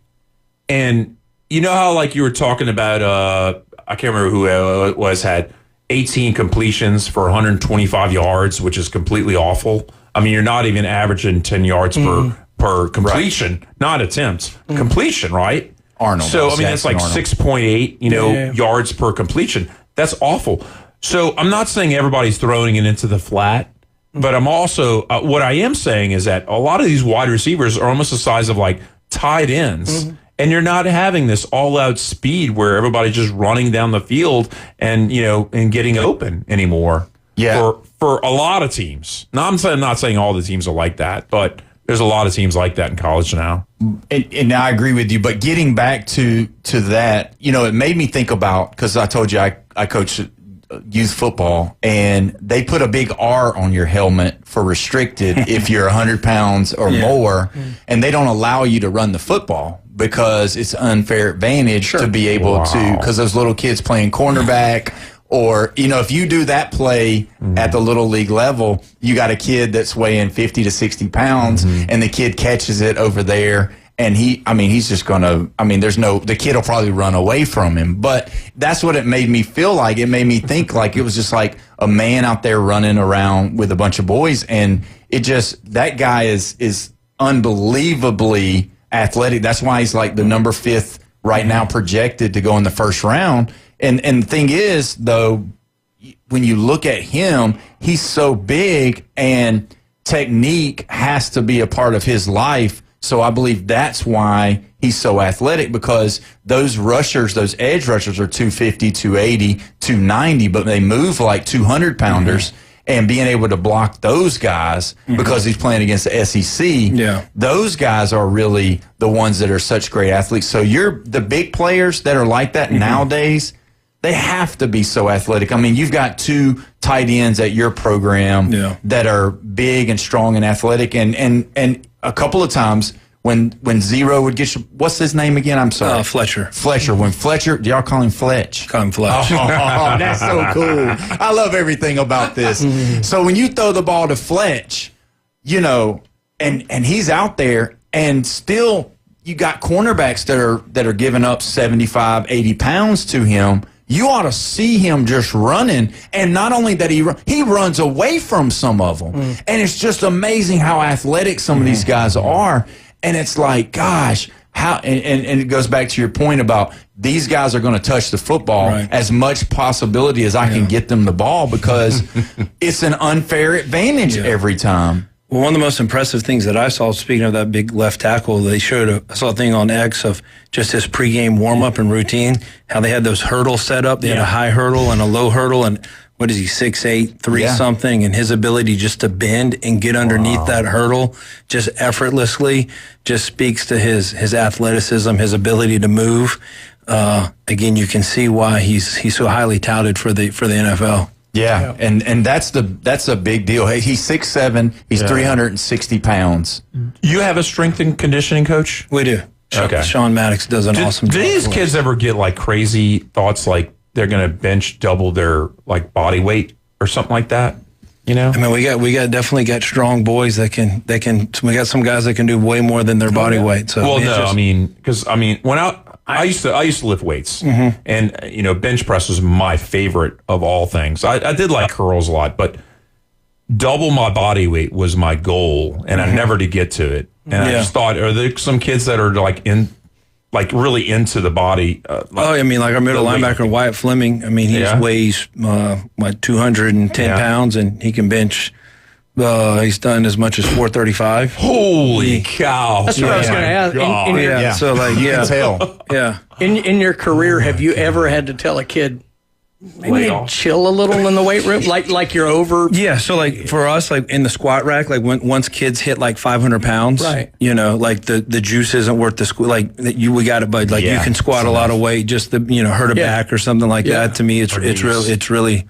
It's not worth it at that point in time. So I think with every kid, it's different. But I think, at some point in time, because you want it to be functional strength, Yeah. Because sometimes, especially in the game of football, we're talking about being able to bend and being fluid. Right. You get that strong, your muscles get that big, you become very robotic, not being able to move and play out in space. So it's important to be strong, but you want it to be functional strength at the same time. Yeah, and that's the biggest thing. And just so you know, let's just go ahead and throw this out there. The reason why he did girls was for the girls. The curls were for the girls. That's all it was. There's nothing wrong with that. Can we get into the fact that Jeff and I were arguing before the show about what a good game this was? Like, I thought this is exactly what you want to see in football, and Jeff was, Yeah, he doesn't like it. He didn't like it. Why didn't you like the game? Because they scored 7 points in the second half. The Georgia-Alabama game? Yeah. 7 points. That's awful. Because Jeff thinks football's a video game. Sorry. That's what's going on. Yeah, I am partially ADD, and I'll own that. And I did do curls for women. What's the problem with that? Well, that's exactly right. But when you do look at that game, though, it does give you hope because we were for a long time with the Oregon offenses of the world, with the Ohio State offenses of the world, with how they're moving the ball, and they're doing a lot of where they're trying to disguise this and disguise that. It's good to sit back and watch some good old between the tackle football. But by the same token, and it wasn't super gimmicked. I know we were just talking about a play to a tackle, but you could tell fourth game of the year, I thought both of those teams threw everything they had at each other. Like, it didn't look like there was much holding back there.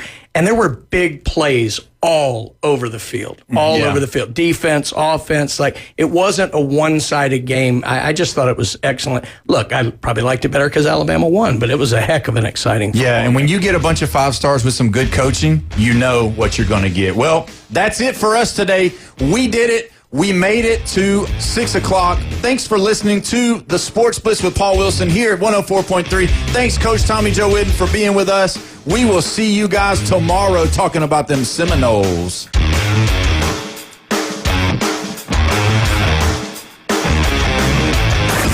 Call in now. This is Touchstone Service. The Red 70s Studio